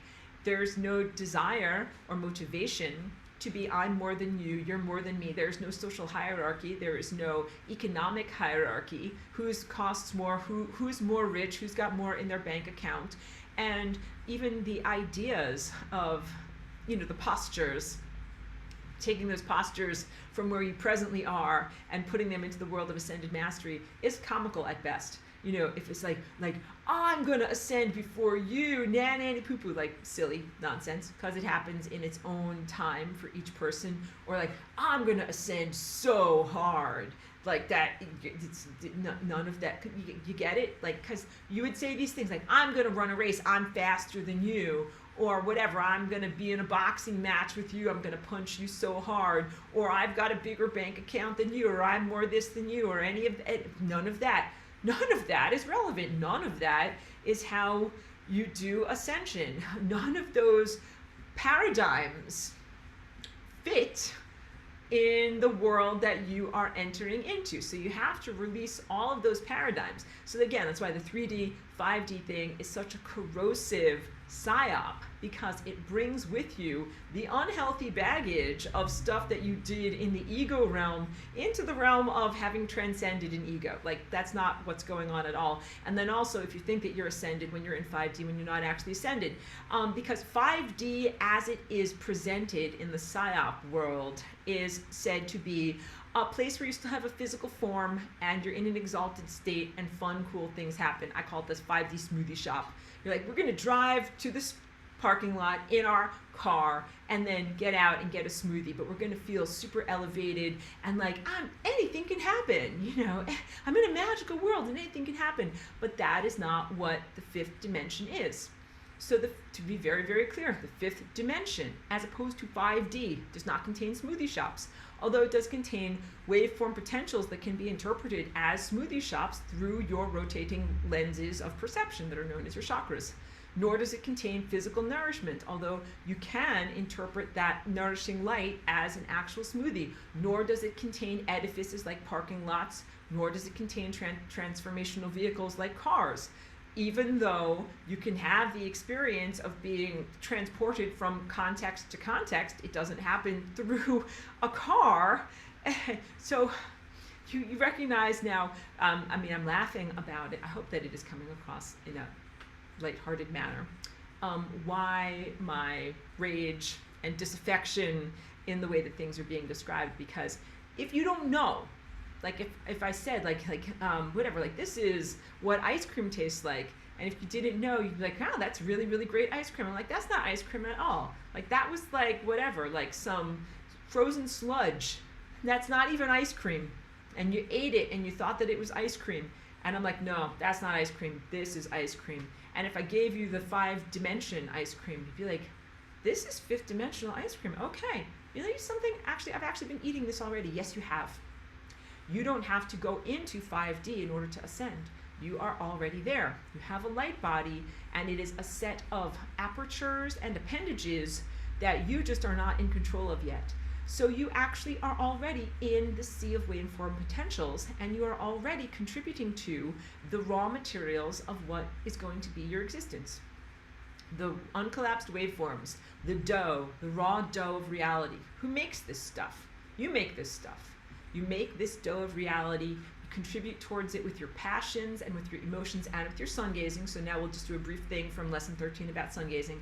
And then you experience those reality potentials that you've created as actual linear timelines of the 4th dimension that your 3rd-dimensional being is embodied within as you are bouncing your signal down these 4th-dimensional time roads. So how do you contribute towards the waveforms of the 5th dimension? Through conscious co-creation, which involves sun gazing. So what is sun gazing? It is having a reciprocal rapport and a love relationship with the sun and the stars, different than human relationships that are about lovemaking, sexual procreation, and having physical progeny. And just leave those relationships aside, because I realize if I bring them up as allegories, it's very fraught, because relationships are hard. When I first did these lessons 10 years ago, I didn't know how fraught human relationships were, but now I know a lot more. I've been very innocent. I'm literally like a 22-year-old. So 10 years ago, I was only 12. I didn't know all about marriage, partnership, and just the imbalances of romantic relationships. And so, yes, now I know that if I speak of it in those terms, that it might also be wildly misinterpreted. But the sun is you. It is an aspect of you and your own higher or highest self. And it is also an aspect of divine consciousness and pure light. And when you do sun gazing, it's not the same as sunbathing. So sunbathing would be like I went to a beach and I covered myself with coconut oil and I put on my bikini and I lay out on the beach and got all that beautiful light on my body, which is fun and beautiful, but that is not what I'm talking about, because sun gazing is much more, it's, and apologies for my language today, because clearly my brain is just not on fire with my words and my word choice. Much more active and participatory than the passive, just laying down on the ground and letting various forms of radiation go into your skin. So when you do sun gazing, your back is straight, your posture is erect, your spine is straight, because your spine is your main antenna for being able to talk to and connect with the sun. And your spine is also your central nervous system, and this also involves a lot of your brain, which is also your central nervous system, and this also involves a lot of your eyes, which is also your central nervous system, and this also involves your non-physical circulatory system of light. So you have an optical light in your eyes, and that is translated into signals that go into your brain, but there is something called non-optical light that is the abstraction of intelligence and information that circulates through your body, through your fascia, through your microtubules that are actually smaller than your neurology, and also through physical structures such as your mitochondria and the hormonal structures that have an impact on mitochondrial health, which are orchestrated by your pineal gland. So there are, in your non-optical light body, you have both material aspects of it, including your mitochondria and fascia, but then you also have non-material aspects of your non-optical light body. That is your intelligence and your cognition and your processing power, and how many things you can know and sense and know about and think about in a second. And that is what you are using to connect with or to the sun and the stars, to give a real-time broadcast of where you are, what you are experiencing, and the feedback of this first-person experience of life, and then also to receive upgrades, updated directives, information. We're going to upgrade your firmware of how you function in this world, and you're supposed to do that every day. Every morning you wake up and be like, okay, sun and stars, here's what's going on, and I'm ready for my firmware upgrade. You get that information, you get that light, then you go through your day and have a bunch of experiences, and then you're supposed to sun gaze again at the end of your day, and you're supposed to talk to the sun again and be like, here's all the things that I experienced, here's all the things that happened after that upgrade, and then the sun is like, wow, fascinating. Here's your next download, here's your next thing. This is a daily partnership, daily and even moment to moment ongoing partnership between yourself and the sun. This is how you get faster internally. You need to eat light, and the more light that you eat, the light that you eat is not just in your physical food. I know I just dropped off camera. Don't be afraid. You're all right, because I went to get, this is my wonderful smoothie. I'm going to eat the rest of it after class. But this is coconut milk and mangoes, raw cannabis, cacao, hemp seeds. It's, superfood. It's amazing good stuff in here. And this contains an enormous amount of light. And the light is beyond merely caloric energy. It's not just like we're going to burn a log in a fireplace. It is a series of concepts. That smoothie contains a series of concepts, and the concepts do more than just make my feet walk on this treadmill. The concepts literally inform what I'm talking about here in class today. Like, I don't know if you guys know this enough about me. Like, I wake up in the morning, and I've got like my hair in curlers, and I'm wearing my bathrobe, and I go out on the front porch here, and the sun is coming up, and I look at the sun, and I talk to the sun. And it's best to do this before you put on your glasses or your contacts, even though I know it can be hard, because like I can't see anything without my glasses. But like I talk to the sun, get the information, get the light inside of me, and then that absolutely informs what are my daily activities. What am I going to do? So on Wednesdays, it means what am I going to talk about with you guys? So of course, I've gone over my notes, and I've organized my thoughts, and I've organized what I'm going to speak about. But then also, I talk with the sun. And even in this moment now, that is hugely influencing what I choose to say, how I choose to say it, what topics I'm bringing to you, what corrections from the past I'm bringing to you, what updates and upgrades I can bring to you in light of the things that I've talked about in previous years, and making this you know, constantly relevant and always better. Okay, so wait, because I'm reading and I don't have that much time left for class, but what does it mean to raise your vibration? You are able to be perceiving and processing more things in one moment than you could have in another moment. Yes, I now perceive and process things at a much, my processing power is really, really fast now. And also a lot of it is non-local. Like I only use my neurology here for like small things, coordinating my physical body and other stuff like that. But I really do a lot of my most complex, larger scale calculations using the entirety of all of the stars, and all of this, the entirety of the stars becomes my processing power. So that's what will happen as you're getting up to these higher levels. There are people that are so takeaway for you is some people are vibrating at a slower rate than you. And this is not a 3D, 5D condescension comparison. This actually should help you to be able to comprehend and navigate the world. There are some people that are only seeing the world through, they're not seeing the high definition pancake in slow motion.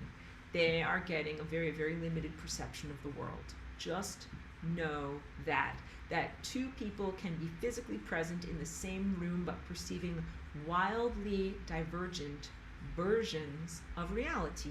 One person is perceiving minimal amounts of information and is processing slowly those minimal amounts of information, and one person might be perceiving 10,000 times more and processing 10,000 more profound, whatever, units of profundity than the other person can. You just have wildly different perspectives on the same exact world that you are seeing. So again, big takeaway, two people, same physical or consensual reality, but wildly different subjective experiences. The flow of time can be wildly different and subjective and unique to each individual. Your ascension process is the process of getting your chakras to move and spin at a much, much faster rate, making it possible for you to process more information at a faster rate. And that is an individual journey, individual to you, independent from anybody who might be physically standing next to you or in the same room or in the same town as you. And also, in order to be on the ascension timelines, the planet is moving faster. The planet is watching the world in high definition, slow motion syrup pouring, and is able to have a much expanded, exalted experience as a result of that. And for you to be a part of that reality structure, you also have to necessarily level up and move faster. And that's what planetary ascension is. It is literally what is ascension? Ascension is what happens when you increase the rate of your vibration so that you're vibrating faster and faster and faster, and at a certain point you vibrate your way out of the third dimension. I specifically use the word dimension, so I'm not talking about the third density. In colloquialism, as the third density is presented as the realm of boredom, innocuous, nonsense, and everything that you want to escape from. I am talking about the world of third dimensional physical matter, not just a level of density. So you are getting your chakras to spin and move faster and faster and faster. You are adding a layer of perception, that is the layer of interpretation that ties together physical events in reality. You are also becoming more capacitated in the creation of raw dough in the fifth dimensional bakery room of potentials, and also using the ovens in front of your eyes to make that dough into experienced edifices. Two things: better dough making, better dough baking. That is what's happening as you get mature and master your light body. This is what's happening. You are, guys, I'm remembering, I didn't finish that sentence. You're already in the fifth dimension. You've been in the fifth dimension since you were born. You have been experiencing, but not consciously influencing the creation of raw materials of reality. And when you consciously claim all of the interactions that you have on a fifth dimensional level and beyond, because I just went up to 5D, but there's all of these different time dimensions that get even more and more brain liquefyingly complex. But the more that you are able to claim ownership of the body parts that you have that are in the realm of pure waveform potential, the more empowered you become. You're like, that's not just some place that's outside of me where a bunch of things happen that then relate to me and dictate my existence of my reality or what my life is like. You're like, I actually am there. I actually have real estate there. I influence stuff there, and my influence of stuff there directly translates into my influence and experience of stuff here. That's the big takeaway. So the flawed model, my rant is over, but just the flawed way of looking at things is to say that the fifth density is a place that you achieve that is a vantage point from which you can condescend to others and feel more empowered, and a place that you have never been before. To contrast, the fifth dimension is a place that you have been in the whole entire time. You don't have to get there because you're already there. You have already been unwittingly and unconsciously influencing reality structure through your participations in the fifth dimension, and the empowerment comes from when you are able to consciously claim your real estate, recognize your anatomy and your body parts that are in that area of dimensionality or layers of reality, and do stuff in order to make that dough the potentials for your life experience, and then to solidify those potentials for your life experience into the actual events that occur. And then this is like big empowerment teaching. So it's not like someone else makes the dough. You're like, oh, I'd love to make whatever cinnamon raisin bread, but someone else made this dough and they made whatever crappy semolina flavored dough and I don't like it very much. You're like, nope, you want cinnamon raisin dough? Make it. That's your prerogative. You're in the fifth dimension. You're the one who makes the dough. You know something? You make the water, you make the flour, you make the yeast and the flavorings, you make the giant mixers, you make the ovens, you make everything. The self-remembrance and your destiny at the 0th dimension is to remember that you are God. You're like, wow, all of this is going to be you in the future. Like, wow, all along I thought someone else was doing crappy stuff and making bad things happen, and all along it was me all along. I was making those ovens, and I was making that dough, and I was making that stuff. But I'm saying this facetiously, but none of this should be done in a way that is like self-critical. It should all be done through huge amounts of self-compassion, because actually you didn't just randomly forget one day, like, oh, I forgot I was God. Remember? As to what genetically modified you and took you away from your divine connection. You were taken away from that self-remembrance. You were taken away from that recognition of your empowerment, and it has been a huge, triumphant journey for you to to return to who you truly are, and to remember what you're really here and what you're really supposed to be doing. So yeah, those things were taken from you very intentionally. Okay, so what you're doing is vibrating, increasing the rate of your vibration until you are in a higher dimensional reality experience, and that is what it is to ascend. And you are no longer in the 3rd dimension. That means you don't have a physicality presence in the 3rd dimension anymore. And that's very, very different than separating your spirit or your consciousness or your ephemera from your physicality, and your non-physical stuff flies elsewhere, and then your physical stuff stays behind and becomes, a putrid, rotten corpse. These are two very, very different things. So when you vibrate your somatic cellular body and move it at a faster and faster rate, at a certain point, it exits the 3rd dimension. vibrates out of the third dimension and experiences reality in a very, very different way. You don't leave behind a corpse. That is what ascension is. And so, I know that is a rather radical thing to say, but nobody, when in ancient Atlantis, like there were no cemeteries or crematories. You did not have anybody who ever died. They had never seen a corpse. Just going to let that sink in.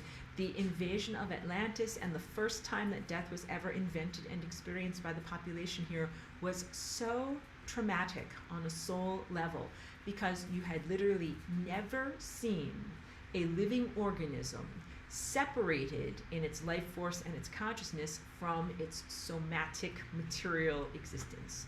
But we saw ascension all the time, because when you ascend, you do not leave behind the empty, dead shell of your being.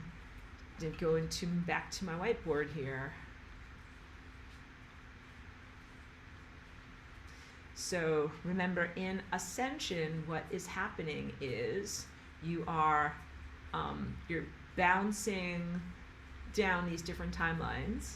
Bounce, bounce, bounce, bounce. And then, so over here, traditional mortality event, this is your yellow impulse of consciousness.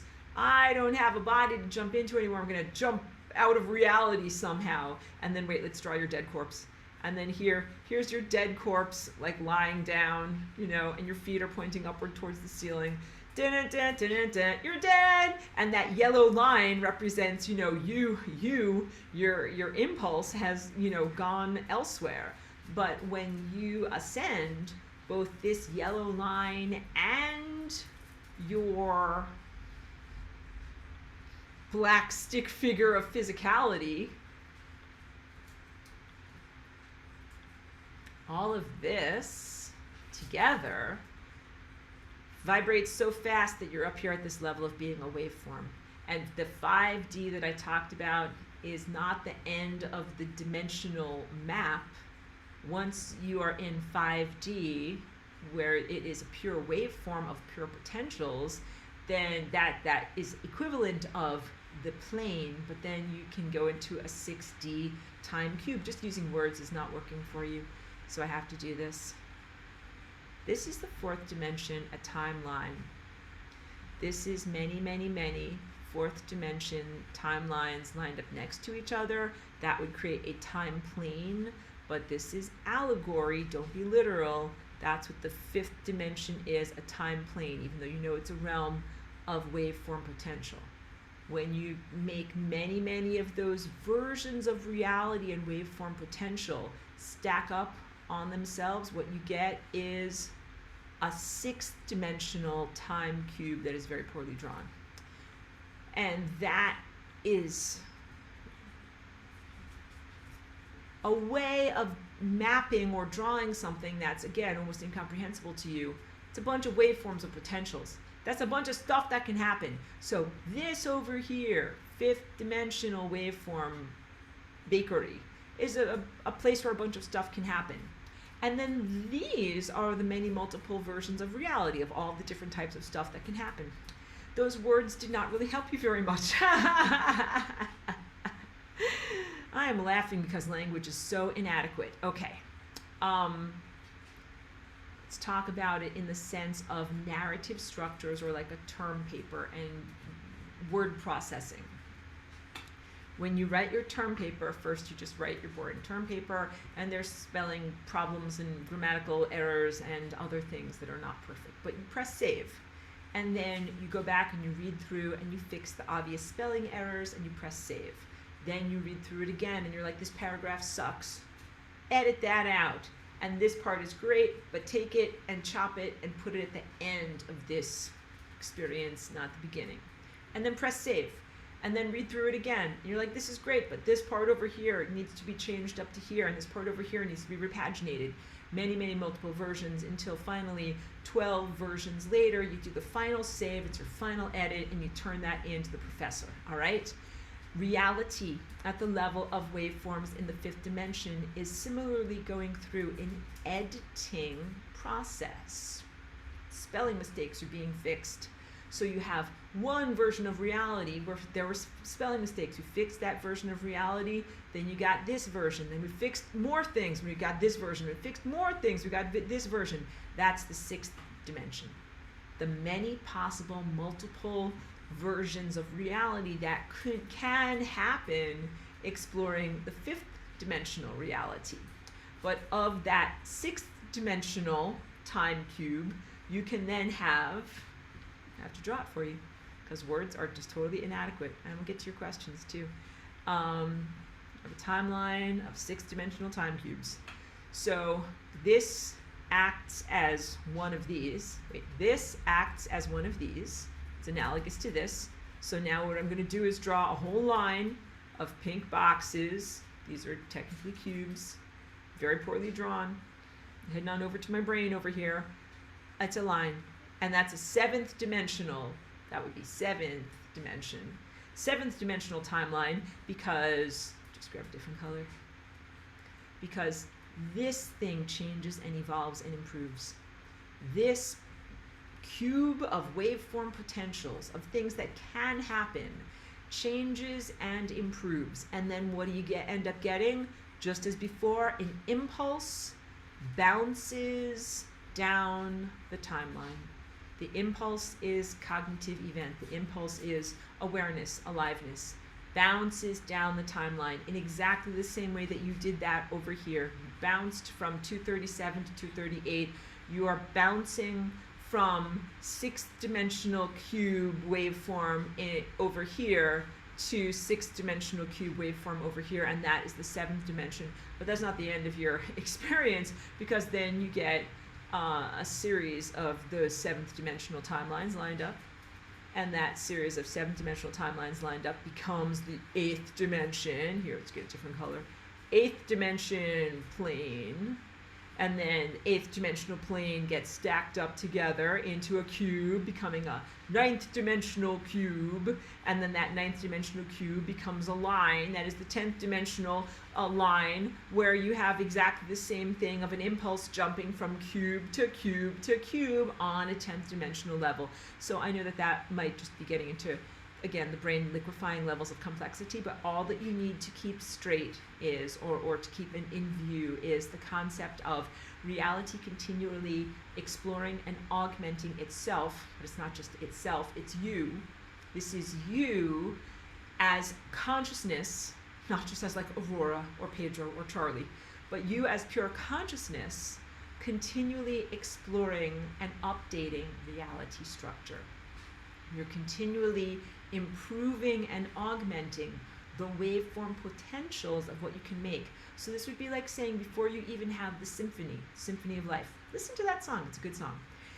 It's on my album Under a Gentle Sun.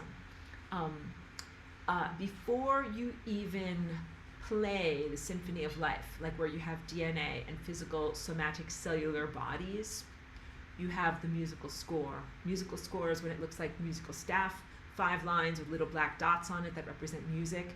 And when you are in the 5th dimension and higher, what you're doing is looking at and assessing the musical score of the cosmos, which looks amazingly like all of my fabrics that I have printed here. You can barely see the painting from the background, but my paintings too. All of these complex harmonics represent the structure of reality, the musical score of the cosmos, and you get to read it and look at it and assess it and fix it. Fix your term paper before you turn it into the professor.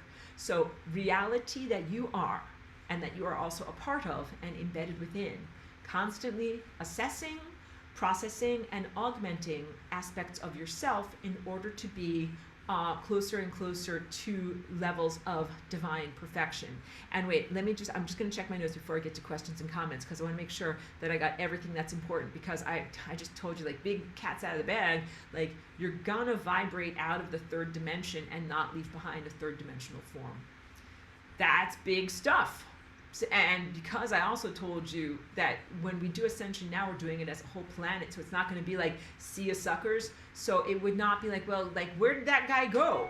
You know, or like, he left behind a pair of empty shoes and he just poofed out of existence. Will I bring my fillings? Will I wear my bra when I'm ascending? Like, these are real questions that you ask.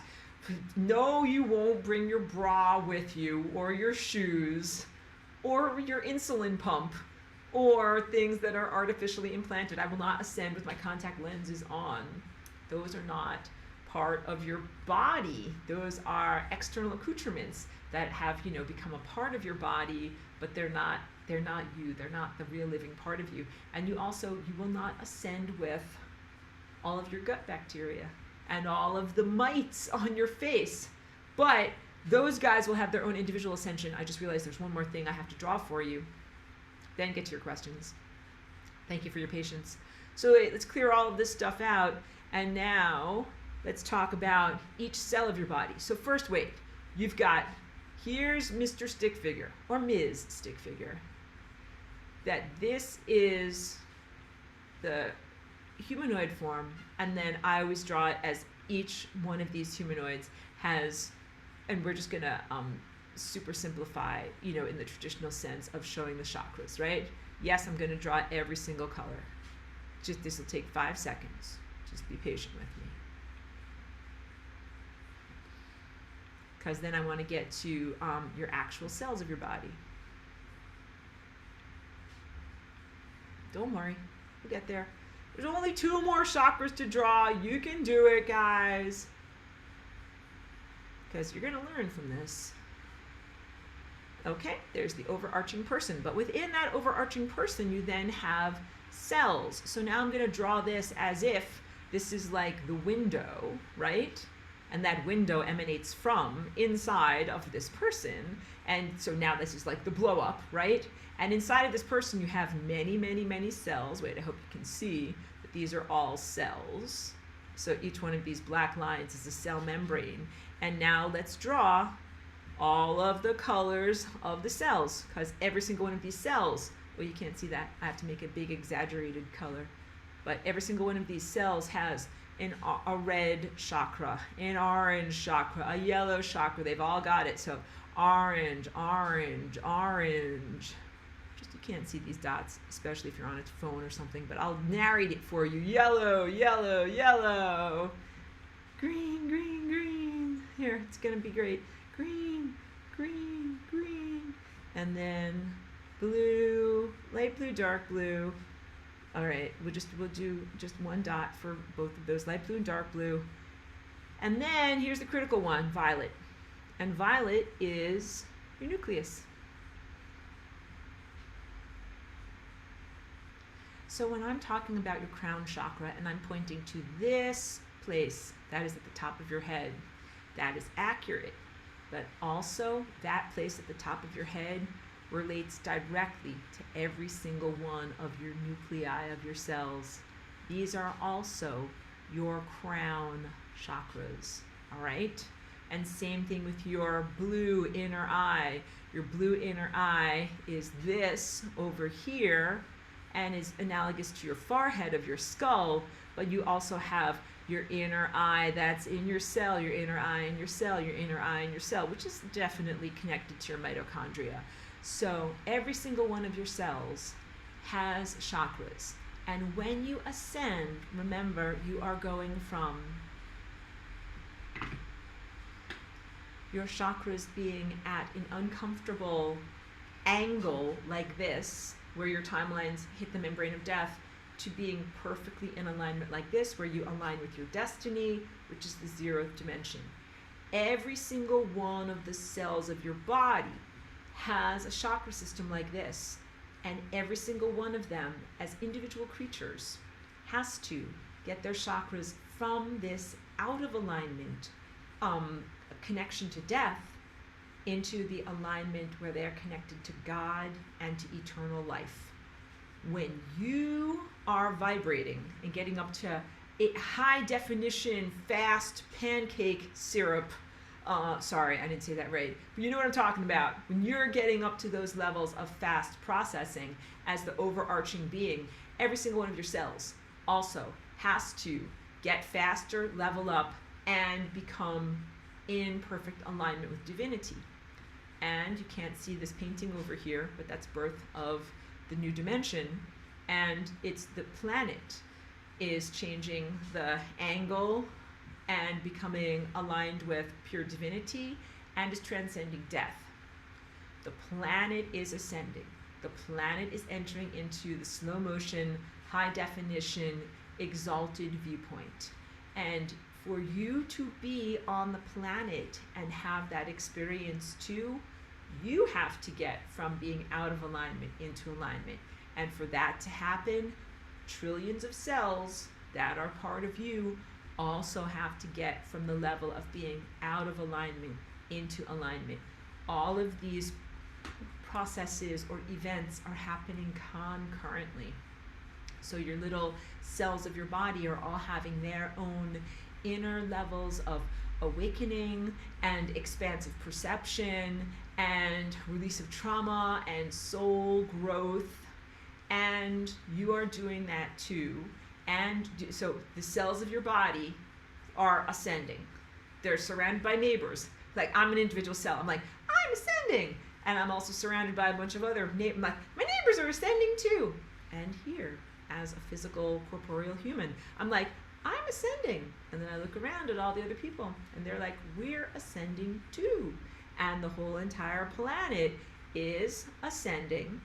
And I should take this further. This is part of my assignment from the sun when I was talking with the sun about what I was going to say here. Okay, so let's say this. All right. Each one of these cells is going from being at this crappy angle, going like zoop, right, until it's going to be at this angle, right?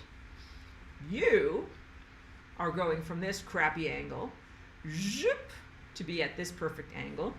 Let's draw the planet. Object not drawn to scale.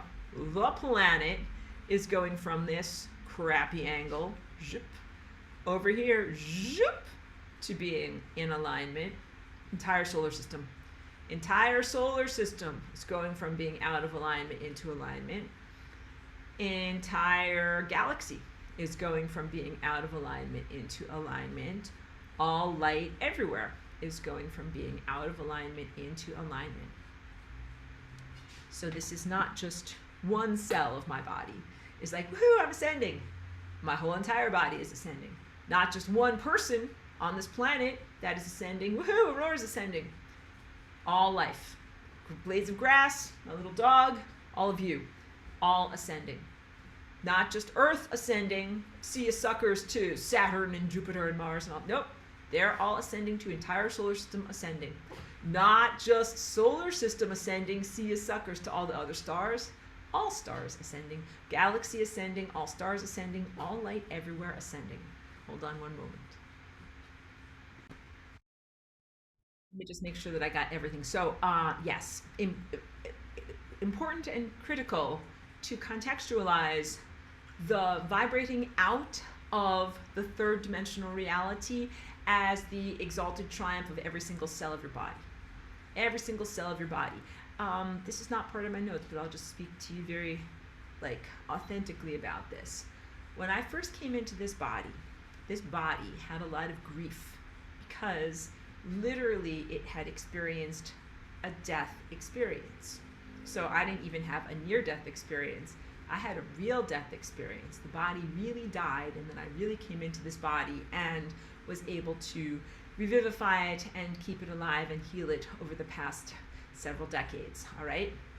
But for the first many years that I was here, even up until 2015 or so, there was a grief, a layer of grief that the cells of my body were still marinating in. Because when my body died, all of the cells of my body felt like this. They felt like, aww, that's not fair. We thought we were going to get to ascend and go to heaven and do all this good stuff, and instead we are going to die and decompose and fall into a pile of goo, and worms will crawl in and worms will crawl out, and they will play pinochle on my snout, and I will not go into a higher dimensional level. That's what the cells of the body felt like. And it took many years of me being in this body, not just learning how to bounce signals and do math and portal, signals around my body in an effective way, but I really had to talk to my body and be like, body, Don't be sad. I know you feel grief because you died, but you're not dead anymore. You're alive again, and you don't have to die. I bring this up to you because I really want you to know how much it means to the cells of your body to transcend death. That many people here look at their body as a disposable object. Like, if I take off my sweater, like whatever, say you spill ketchup on your sweater, like don't worry about it, I'll get a new one. But this is very, very different than your body. Your body is of such infinite preciousness and value. And people really do look at it not only in the sense of Groundhog's Daying and getting another body within the same life incarnation, which I don't encourage sociopathic dissociation at that level, but also between lives. You're like, oh, well, I spilled ketchup on this shirt, get a new shirt. Oh, well, I screwed up this life, get a new life. And a lot of people have internalized the inevitability of death, so much so in this life, to the point that they think that they have to die, relinquish their body, get rid of their cellular structure in order to either ascend and be free and become exalted, or have another chance, start from the beginning again, start ready, set, go, runners take your mark, start from the beginning runner's posture again, and try to do it better the next time, and maybe make it to ascension the next time. And I really want to get across to you from my personal sharing how very disappointed the cells of your body feel when they are spoken to or treated or interacted with in that way. They don't even get mad. They're not mad like this. They're more like, aww. Like when you say to a little kid, like, yes, blah, blah, blah, and then there will be ice cream. And the kid's like, yeah. And then you find out that it's like they're in the car, we're driving home, and this is my little kid face. And then there was no ice cream. That is not fair. And that is how the cells of your body feel in the potential for them not ascending and dying and decomposing, even though that is presented as the normal and inevitable and to your life, and you must be philosophical about it, blah, blah, blah. I know Chiki's talking to me. We're going to walk her soon. Must be philosophical, blah, blah, blah. But I am here to just present a completely different option and viewpoint about what is possible and how your body feels. That bifurcation, the sense of I'm the spirit, or I'm the consciousness, or I'm the ephemera, and I'm in the physical material stuff, and the physical material stuff is so stupid and it makes poops, and I have to use all sorts of different types of soaps for hygiene on my body. Like, it's so dirty and inconvenient, and then I can't wait to Calgon and get out of here, right? And then but the body is like this. You're going to leave me behind, and then there's no ice cream, and it's really not fair, and I'm upset about it. And I am, of course, like characterizing this and maybe doing so comically, but I hope that there's real spiritual truth in there, that you should be really in partnership with and committed to your body, and not be having these considerations of like, well, maybe I'll just die. Like, dying is like not doing your homework. It's like not studying for the test. It's like, oh, I won't do my homework, I won't study for the test, I'm just gonna die. Like, there is actually another option where you can like study and get an A and have a completely different experience. You can make a commitment to your body. And this is also, it's like very hard because I know a lot of people don't love their bodies. Some people feel, again, not only that their bodies are burdensome or whatever, greasy, but they're like, people hate their bodies. They're like, I'm so fat, I have scars, I have cellulite, I'm so this, I'm so that, I'm so wrinkled, and are very, socialized to feel that way. And I'm just trying to give you a totally different view. It's like if you had life review while you were alive, that is what you would be told. You would be told, like, first of all, don't wait until you're on the moment of death to begin to appreciate your life. Don't wait until you're on the moment of death to fix these mistakes. Don't wait until the moment of death to recognize how much you love and value your physical body. And so when you ascend, you don't leave behind a body, but when you do a planetary ascension, there's no one there. There's no one there that you're leaving behind. If you're leaving behind an empty room, there's no one there to be like, oh, look, they all poofed out of existence and left their shoes and brassieres behind and contact lenses behind. There's no one there to be a part of and see that reality structure. So there's no see you suckers, because there's not going to be an observer. But there is the very real transcendence of physical cellular experience into a faster, larger, exalted experience that is going to be amazing and is really worth it. And I'm talking to the cells of your body. Cells of your body actually really want to stay alive. It's usually the overarching human persona that needs to have some convincing or guidance or encouragement. So wait, let me now get to your questions. Pedro says, and the first dimension is time. Okay, so in my map and diagram of the building of the dimensions, the first dimension is actually a spatial dimension. So the 0th dimension is infinity. It's both time and space. Dimensions 1, 2, and 3 are spatial dimensions. They describe places with our 5 senses sensorium that we can define as having physical presence in space. And then everything from the 4th dimension and above is a time-based dimension, meaning that it does not represent something in the physical realm that we can point to. It is an ephemeral abstraction. Pedro also says, we are time sharks. We stop moving, we die. That's exactly right. Or the experience of death leads to no longer moving. So we don't know which is the chicken and the egg. Like if you keep moving, then you stay alive, but also the fact that you are no longer moving means that you are now technically dead. And when you're so like many things, light is defined by its movingness. And there's not really a way to have light and have it not be moving. That's what it does. And same thing with time. Like that old song, I could save time in a bottle. You can't save time in a bottle. Time is defined by its flow. It is defined by its movingness.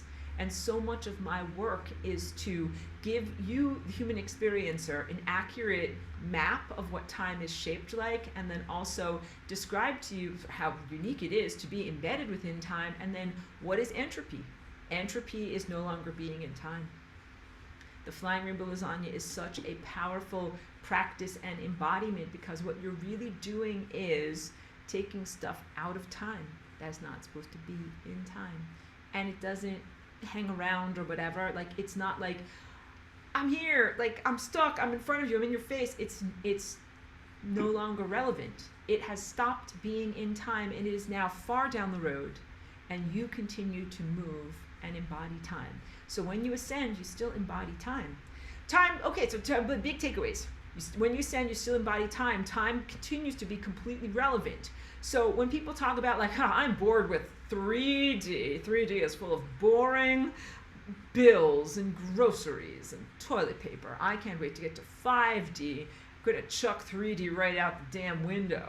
But you can't do that, because the 3rd dimension is the foundation for the 4th dimension, the 5th dimension, and everything else that is higher.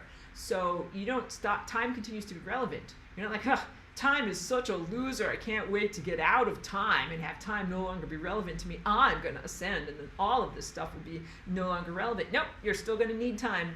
You're still going to need time, and you're going to want time.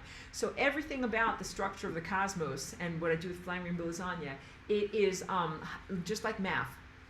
When you do math, you don't get up to college level and be like, now I can finally throw out all of those silly things like 1 + 1 = 2. You're like, nope, 1 + 1 still equals 2.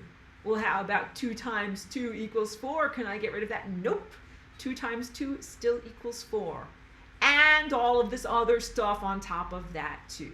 So when you are moving at a faster frame rate, you're able to perceive and run the calculations of all of these higher dimensional math truthfulnesses of the cosmos, and you still run or uphold the basic truthfulnesses of 1 + 1 = 2. And when you're standing in a room surrounded by others who aren't at that fast frame rate, they are only processing the truth of 1 + 1 = 2 and 2 × 2 = 4. They do not yet have the higher levels of math stacked up on top of that that are very, very valid levels that you have now embodied. They are only embodying the lower foundation levels of truth. These are both fair viewpoints, but there's going to be a ton of conflict if you say your viewpoint is the totality viewpoint, because it's not. So the guy that only knows 1 + 1 = 2, they've got a valid viewpoint. The guy that knows 1 + 1 = 2 and 10 million other truthfulnesses about the universe is very valid. But if they have a conversation, who's right, who's wrong? The answer is they both have unique and valid perspectives, but they are not synonymous, they're not interchangeable, they're not exchangeable, and at a certain point worlds collide.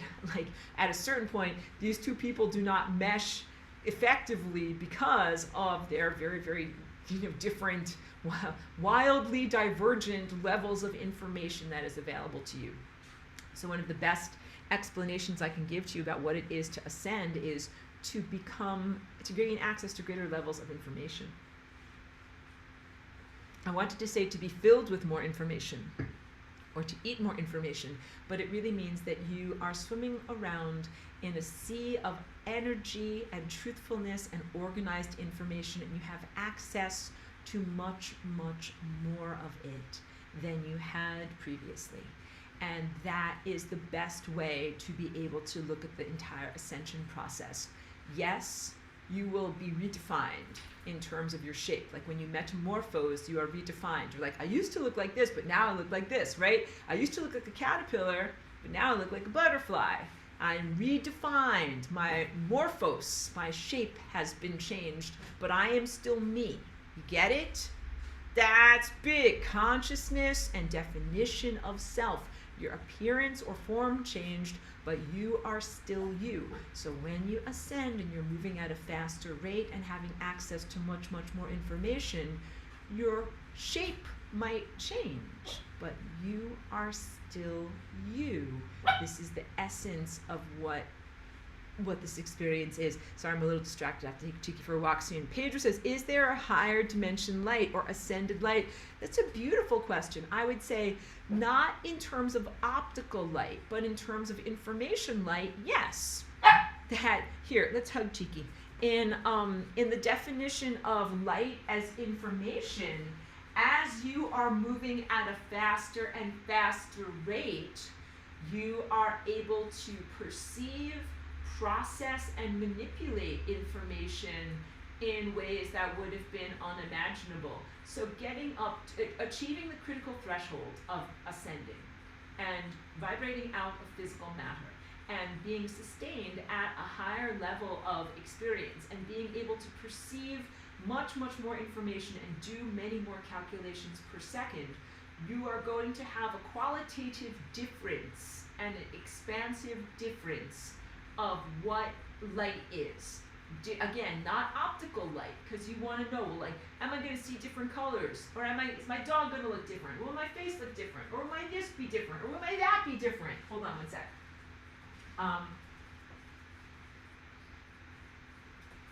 The optical light is not going to be relevant, but your information light is going to be very relevant.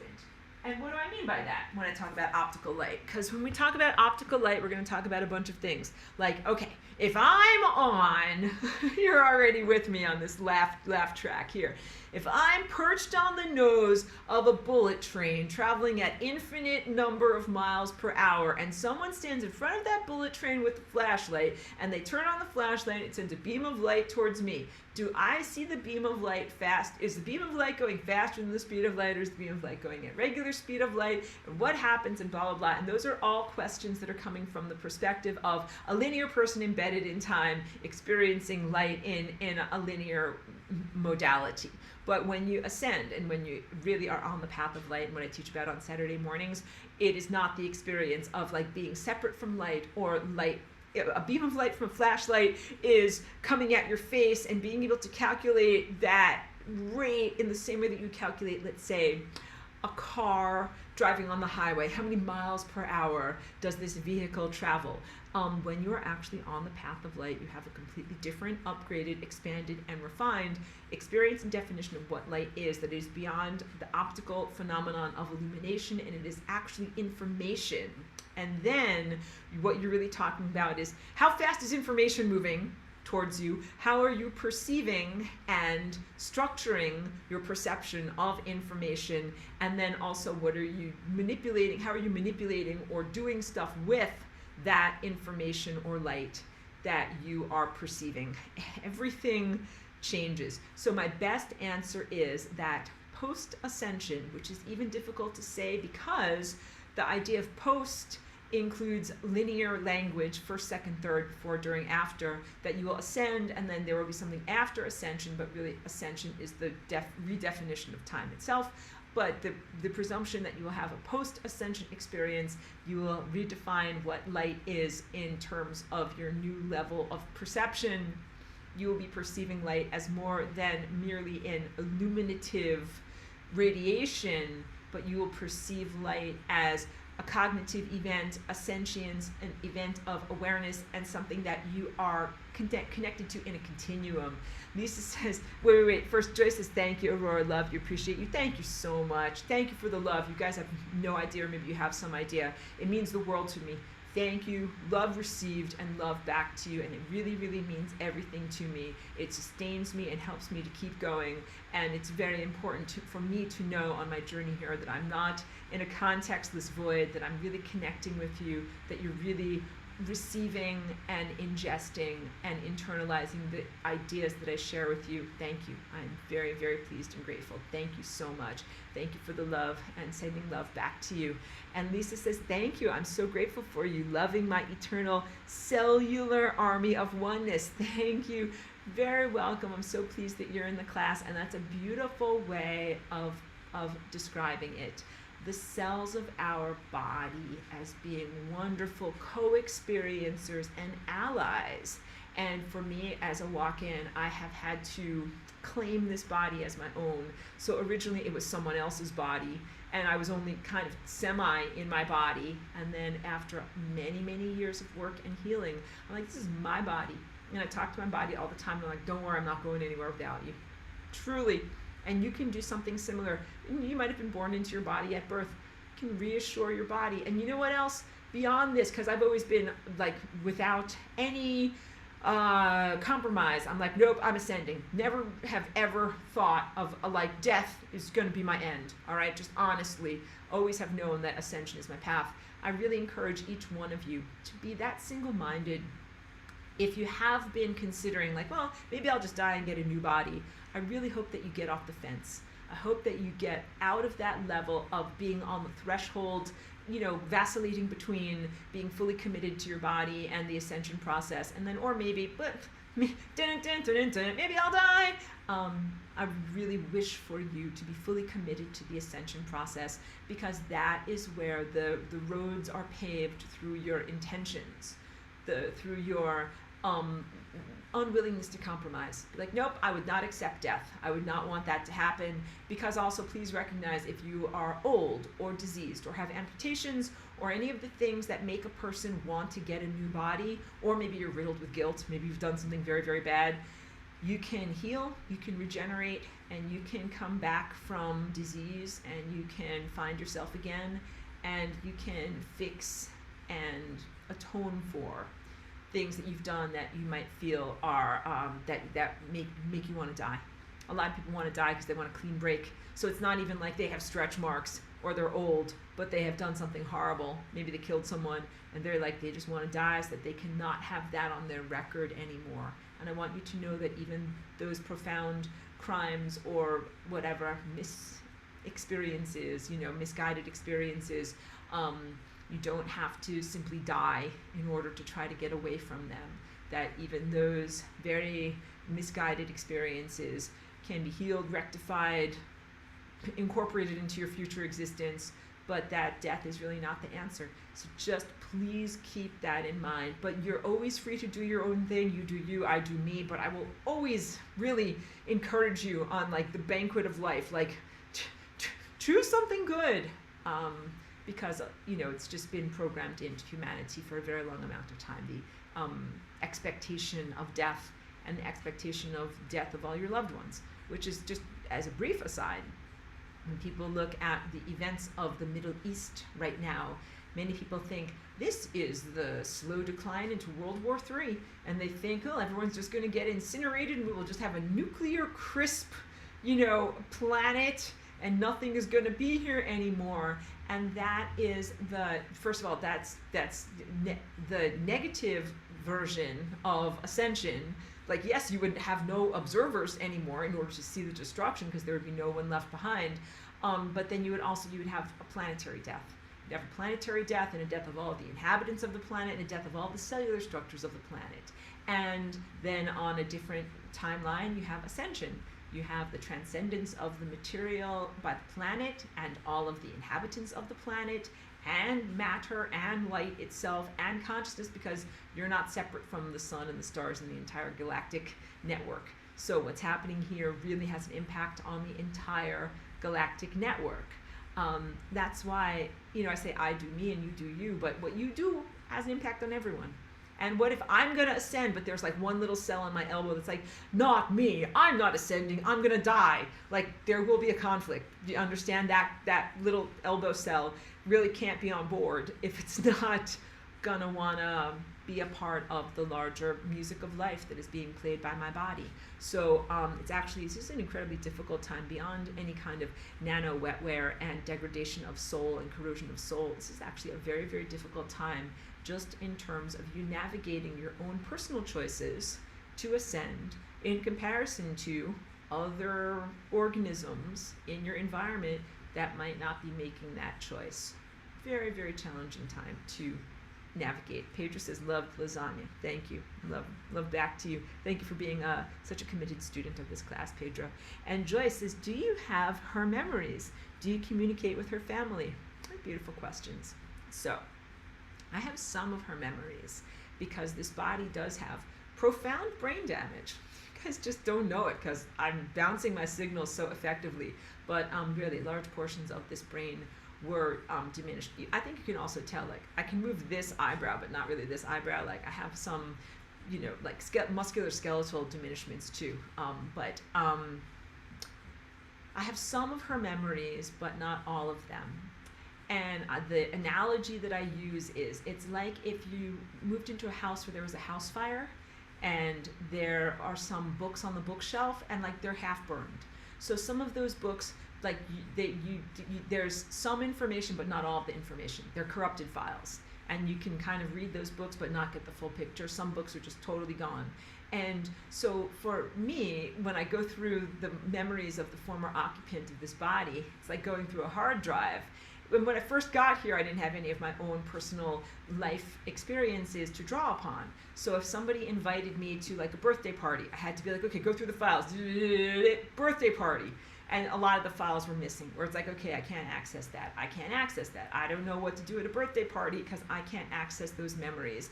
And some things were partial memories. Then at a certain point, like maybe 2007 or 2008, at that point I had my own catalog of experiences where I really stopped having to draw upon the experiences of the former occupant of this body, because I started to be able to know what to do in different life situations, because I became acculturated. So I was like, oh, now I know what to do when you go to a birthday party, or when you are invited to whatever, a Christmas party, or whatever, social situations and all these different things. And I learned how to do all these things. So now I don't feel very motivated to have to access her memories. I have my own memories, and definitely I have my own personal memories of, like, whatever, tragedies and triumphs and all the things that I've been through as myself, as Aurora. So those largely are not memory files that I go into and are not that relevant to me. But I'll also tell you, I've noticed from the nano wetware a lot of memory editing that I felt that going on in 2019, and I did some videos that were warning people about the editing or censoring of certain memories from your own mind by this stuff that was invading people's minds and neurology, and that it's still a challenge, not only, well, in reference to nano wetware, remembering my stuff as Aurora and staying pristine in all the things that I know to be truthful, and then also whatever things might have been edited from, like, childhood memories from, the woman whose life I walked into. Because, like, I have my own childhood, but it didn't happen at 3 years old. It happened at, chronological age like 30 and 33. But I still went through a lot of those same things, but I don't have a memory of, like, whatever, like, learning to ride a bicycle or something like that. So, I have a very strange, atypical brain structure, and I have enough of a catalog of experience now to be able to navigate human society effectively.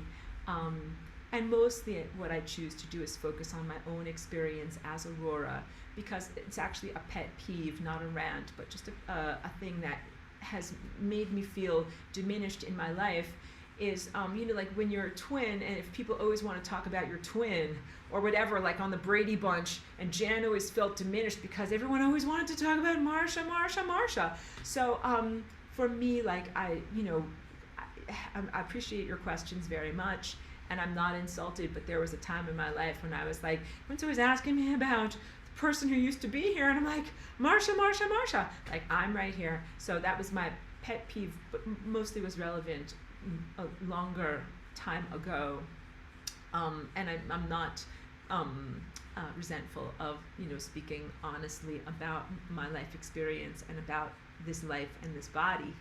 Now, the other aspect of your question is very interesting. You asked, do you communicate with her family? Now I do. Now we talk almost every Sunday, and I share a lot more of my life experience with them now than I used to. I used to be very guarded and really only tell them minimal surface level details of my life, and also way after the fact, because they literally had no frame of reference when I walked into this body. And I was very out of the closet in the beginning. Like, I called them up immediately and I said, blah, blah, blah, and, went through this death experience, and I am a new person. And of course, I was not articulate as I am now. So my wording was not very good. And also I didn't have the word walk-in, and I don't think that they would have known what walk-in even was. I don't even know if they know what it is now. But they were totally unprepared to hear what I told them, and that was like 22 years ago. And there was a lot of rejection, and they thought that I was insane. And then I had to I had no cultural reference, and I didn't know any way to be able to navigate this world that I was in. I didn't even have like basic math skills, literally. This was at that time. And I had to develop my own sense of self. And so I felt like I needed to protect myself and have distance from other people who didn't know or validate my experience, and really like condescended to me and looked at me like I was insane. All right?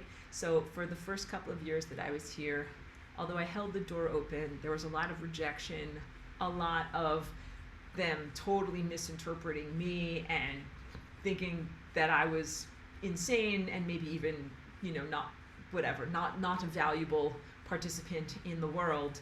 And yeah, I think it took many years of me making my artwork and beginning to find validation from people who take my class and other people in the spiritual community to be able to show to her family and say, well, look, these guys don't think that I'm insane, and they actually kind of think that what I have to say is interesting and enlightening.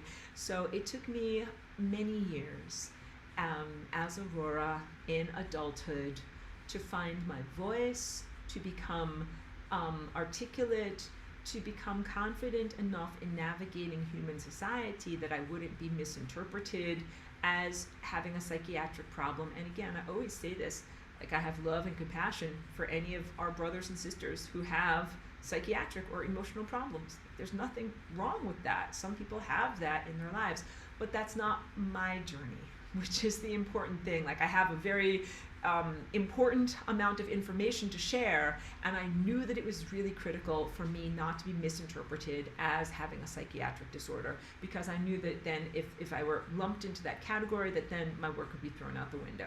So I had to advocate for myself very, very hard when I first came here, like, nope, that's not what's going on with me, and please don't put me in that category. And then I did a lot of artwork to prove that I was not insane and then still have a little bit of vulnerability of, being whatever, rejected in that way. If people reject me and think that I'm insane, like I just don't even go there. Like in comments, you know what I mean? Like in comments or on social media, if people are unkind or if they are rejecting of me, I'm just like, go on your journey. Good luck on your journey. Like I just really don't have time for this, because I am connected now to an amazing community. I have wonderful people in this class and on my Patreon and in my physical life, people who may have started out even as students and who have become friends, who validate me and are absolutely loving and wonderful relationships and encouragers and supporters of me as Aurora. Those people that I have surrounded myself with are fantastic, and they've lifted me up many times when I needed uplift, when I've been under attack. And so those are the people that I really rely upon, not to diminish her family, but only within the past 2 years have I cultivated a real relationship with them, where I've been in enough, when I've been secure enough in my own self to be able to share with them like both my triumphs and my tragedies. Because, when things weren't going well in the past, like I didn't want to call them up and say like, oh, like I'm struggling, things aren't good, because, they were always coming from this presumption and foundation of like, whatever mental health issues or mental instabilities. And so I never felt comfortable sharing that with them. But I think that they've grown a lot. They're very traditional people with no spiritual background. They have pretty much no interpretation system to be able to comprehend what I've been through, and it has definitely destabilized their family, and they don't really know how to have this. And they never had a chance to grieve their daughter. And I think that that's the thing that I am always having to be compassionate towards them about. It has been the biggest distance between us, if I'm just really authentic in my sharing here, that at first they couldn't even comprehend that she was gone. Then later, as they started to comprehend it, like I saw their emotional realization, and it was causing them a lot of pain. And then there were still many years before they could even look at me without going directly into their pain and their grief and their loss. And sometimes I think, like, I wonder if it would be beneficial if there was some kind of ceremony of remembrance or letting go of their daughter, and then, if they need that to move on. But they've established pretty well that I am Aurora, and I am in their life, and that we've had good conversations about, me being a part of their family and them accepting me as I am. And so, yeah, I do call them family members now, even though for a long time I would say, like, those are biological family members of the body that I'm living within, which is a little bit of a mouthful, and so my whole approach, and what I would say to anyone who's a walk-in or who's experiencing this type of life, challenge, like, you can't expect people to get you immediately or maybe even for 20 years, but hold the door open, because I think that they can come around and they can grow, but never sacrifice or diminish your own comfort and stability and soul's growth just to make other people feel comfortable in your presence. Like, I've held the door open, but they've had to level up and meet me on my terms of recognizing, like, I am truly Aurora, I'm truly a galactic walk-in, I'm truly, here as a cosmic messenger, and they recognize that. So sometimes I have to remind them if they start to talk about something from, whatever, 40 or whatever, 45 years ago, I say, like, well, although technically I wasn't around at that time, I know what you're talking about, and so sometimes I have to remind them, because I think that they kind of take it for granted. I gotta walk cheeky, but I enjoy talking about my personal journey with you and being able to share it authentically. And you guys also, after seeing me after being here for 20 years, you can also see, like, I have a huge body of work, not only visual artwork, but also music and teaching, and my sanity is really not in question. My sanity and connection to reality is really not in question, and I'm also much more articulate now. So now I'm able to describe my experience and advocate for myself in a way that I totally couldn't do 20 years ago. So now I feel like I'm not going to be misinterpreted or lumped in or shunted into some reality that's not who I really am. So yeah, so now they're a good support system, respectful of me, and I also am supportive and reciprocal towards them too. Pedro says, did you learn or remember the cultural references? You know a lot. Okay, I had to totally go to school. I did not know cultural references at all. And this is also why most of my pop culture things that I know are from the 1970s. Like I know Frogger, and I know Pac-Man and Happy Days, and these things are like largely from the memories that are within this body. And movies, I didn't hardly knew any movies. When I lived in Woodstock over 10 years ago, my friends had to tell me, like, you need to watch this movie, or we're gonna have to watch this movie together so that you know about this stuff. And then same thing with music, because I totally did not know Earth human pop culture music, and I am a musician, and it's important to know like what who are you writing for, you know what I mean, like what's cool, what's popular, all those things. I didn't know anything, and I think my music still reflects that, but I literally had to have friends sit me down and teach me, like, look, this is a band named Queen, and this is Freddie Mercury, and you're gonna have to listen to this now and just soak it in and learn. And so that was me. I was like, okay, like, let's get educated. So yeah, no, I got educated from friends about what movies and music are cool. And then of course, once I got YouTube, this is like maybe in 2011 or so, once I got a computer and had YouTube and access to that, then I studied rock and roll in the same way that people study French or Italian or whatever, history. I literally watched all of these videos that were like the history of rock and roll, the history of different bands, why music is good, how they came up with their songs. I didn't know about any of that stuff, and I still have huge cultural blind spots, which are incredibly hilariously funny when people find out about them. Yes, I have a lot to learn, but also I've kind of figured out, like, I just need to know the shorthand so that I know enough things to be able to use analogies that you guys can relate to. But there's just so much crap in pop culture that I didn't really have to learn everything, because some of it is just highly disposable. Joyce says, I'm so glad that you're here. Happy Thanksgiving, everyone. Thank you, Joyce. Same to you. First of all, thank you for that warm welcome. It actually means so much when people at this time in my life say, like, thank you for being here, or we're happy that you're here, because it really does make the difficulties of my journey so worth it. And let's wish everyone, so in United States, it is Thanksgiving this Thursday. Happy Thanksgiving to all of you. I know holidays also can be a very challenging time, because not everybody has family, is close to family, or feels positive about those days. So I will just encourage you, send you love, send you a virtual meal, because I'm going to have a few friends over here at my place. But just know that if you were in physical proximity, I would invite you over.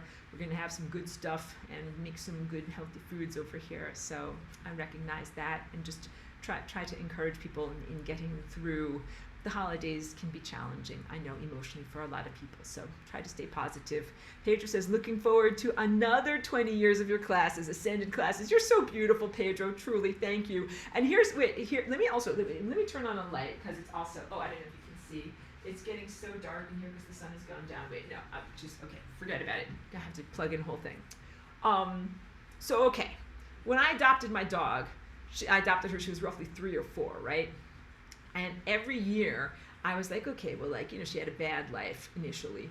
Every year I'm like, okay, well, like, now you had 1 good year, but 4 bad years. And then on the 2nd anniversary, I'm like, okay, you had 2 good years, but 4 bad years. And then at a certain point I was like, okay, now you've been with me for 4 years, but you had 4 bad years. So you had 50-50. 50% crap life, and then 50% awesome life. And then now Cheeky's been with me for 6 years. That means of her 10 years of existing in the world, 40% of it was bullshit, but 60% of it was awesome. And every subsequent year that she lives with me, the awesomeness quotient continues to expand, right? So I look at this in my own life too. For the first 27 years, it's not that this person had like such a bad life, but it wasn't my life. And now I've been in this body for 22 years. So at a certain point, I'm going to be 50-50, where the other person had this body for 27 years, but then I've had this body for 27 years. And then after that, the proportions of me having this body will only increase. So I am not planning on dying a conventional death, and I have every intention of being here for at least another 20 years, maybe more, and we'll redefine what it is to even be in existence. But I really, really actually look forward to that. I really look forward to the time when I feel like this is fully my life, because for definitely the first couple of years that I was here, I felt very much like I was in someone else's life and in someone else's body. And it took me many, many years to be able to be like, you know something? It's my body and it's my life. And I do really have conversations with my body all the time where I'm like, don't worry, body, I'm taking care of you. We're sticking together. We're going good places. And I would encourage you to do similar things with your own somatic cellular body. And Lisa says, thank you. We don't get fooled again out of the illusion of freedom. No, you will not get fooled again. And that is actually one of my cosmic job joys of being here. I'm the label reader of reality. And I'm like, wait, before you buy that can, let me just tell you what's written on the label so that you know what is actually going to happen. Yeah, no. You will not get fooled, and even if I'm not speaking with my physical words to tell you what's written on the can or the potentials for the future, I speak with my telepathic mind and with my DNA. I talk to you guys all the time. So understand, even if I didn't have a video that was answering the question or speaking to whatever limitation or whatever discrepancy that something might be trying to be perpetrated upon you, I will send out the telepathic email blast. Be like, watch out, don't get fooled by this. False advertising, don't get fooled.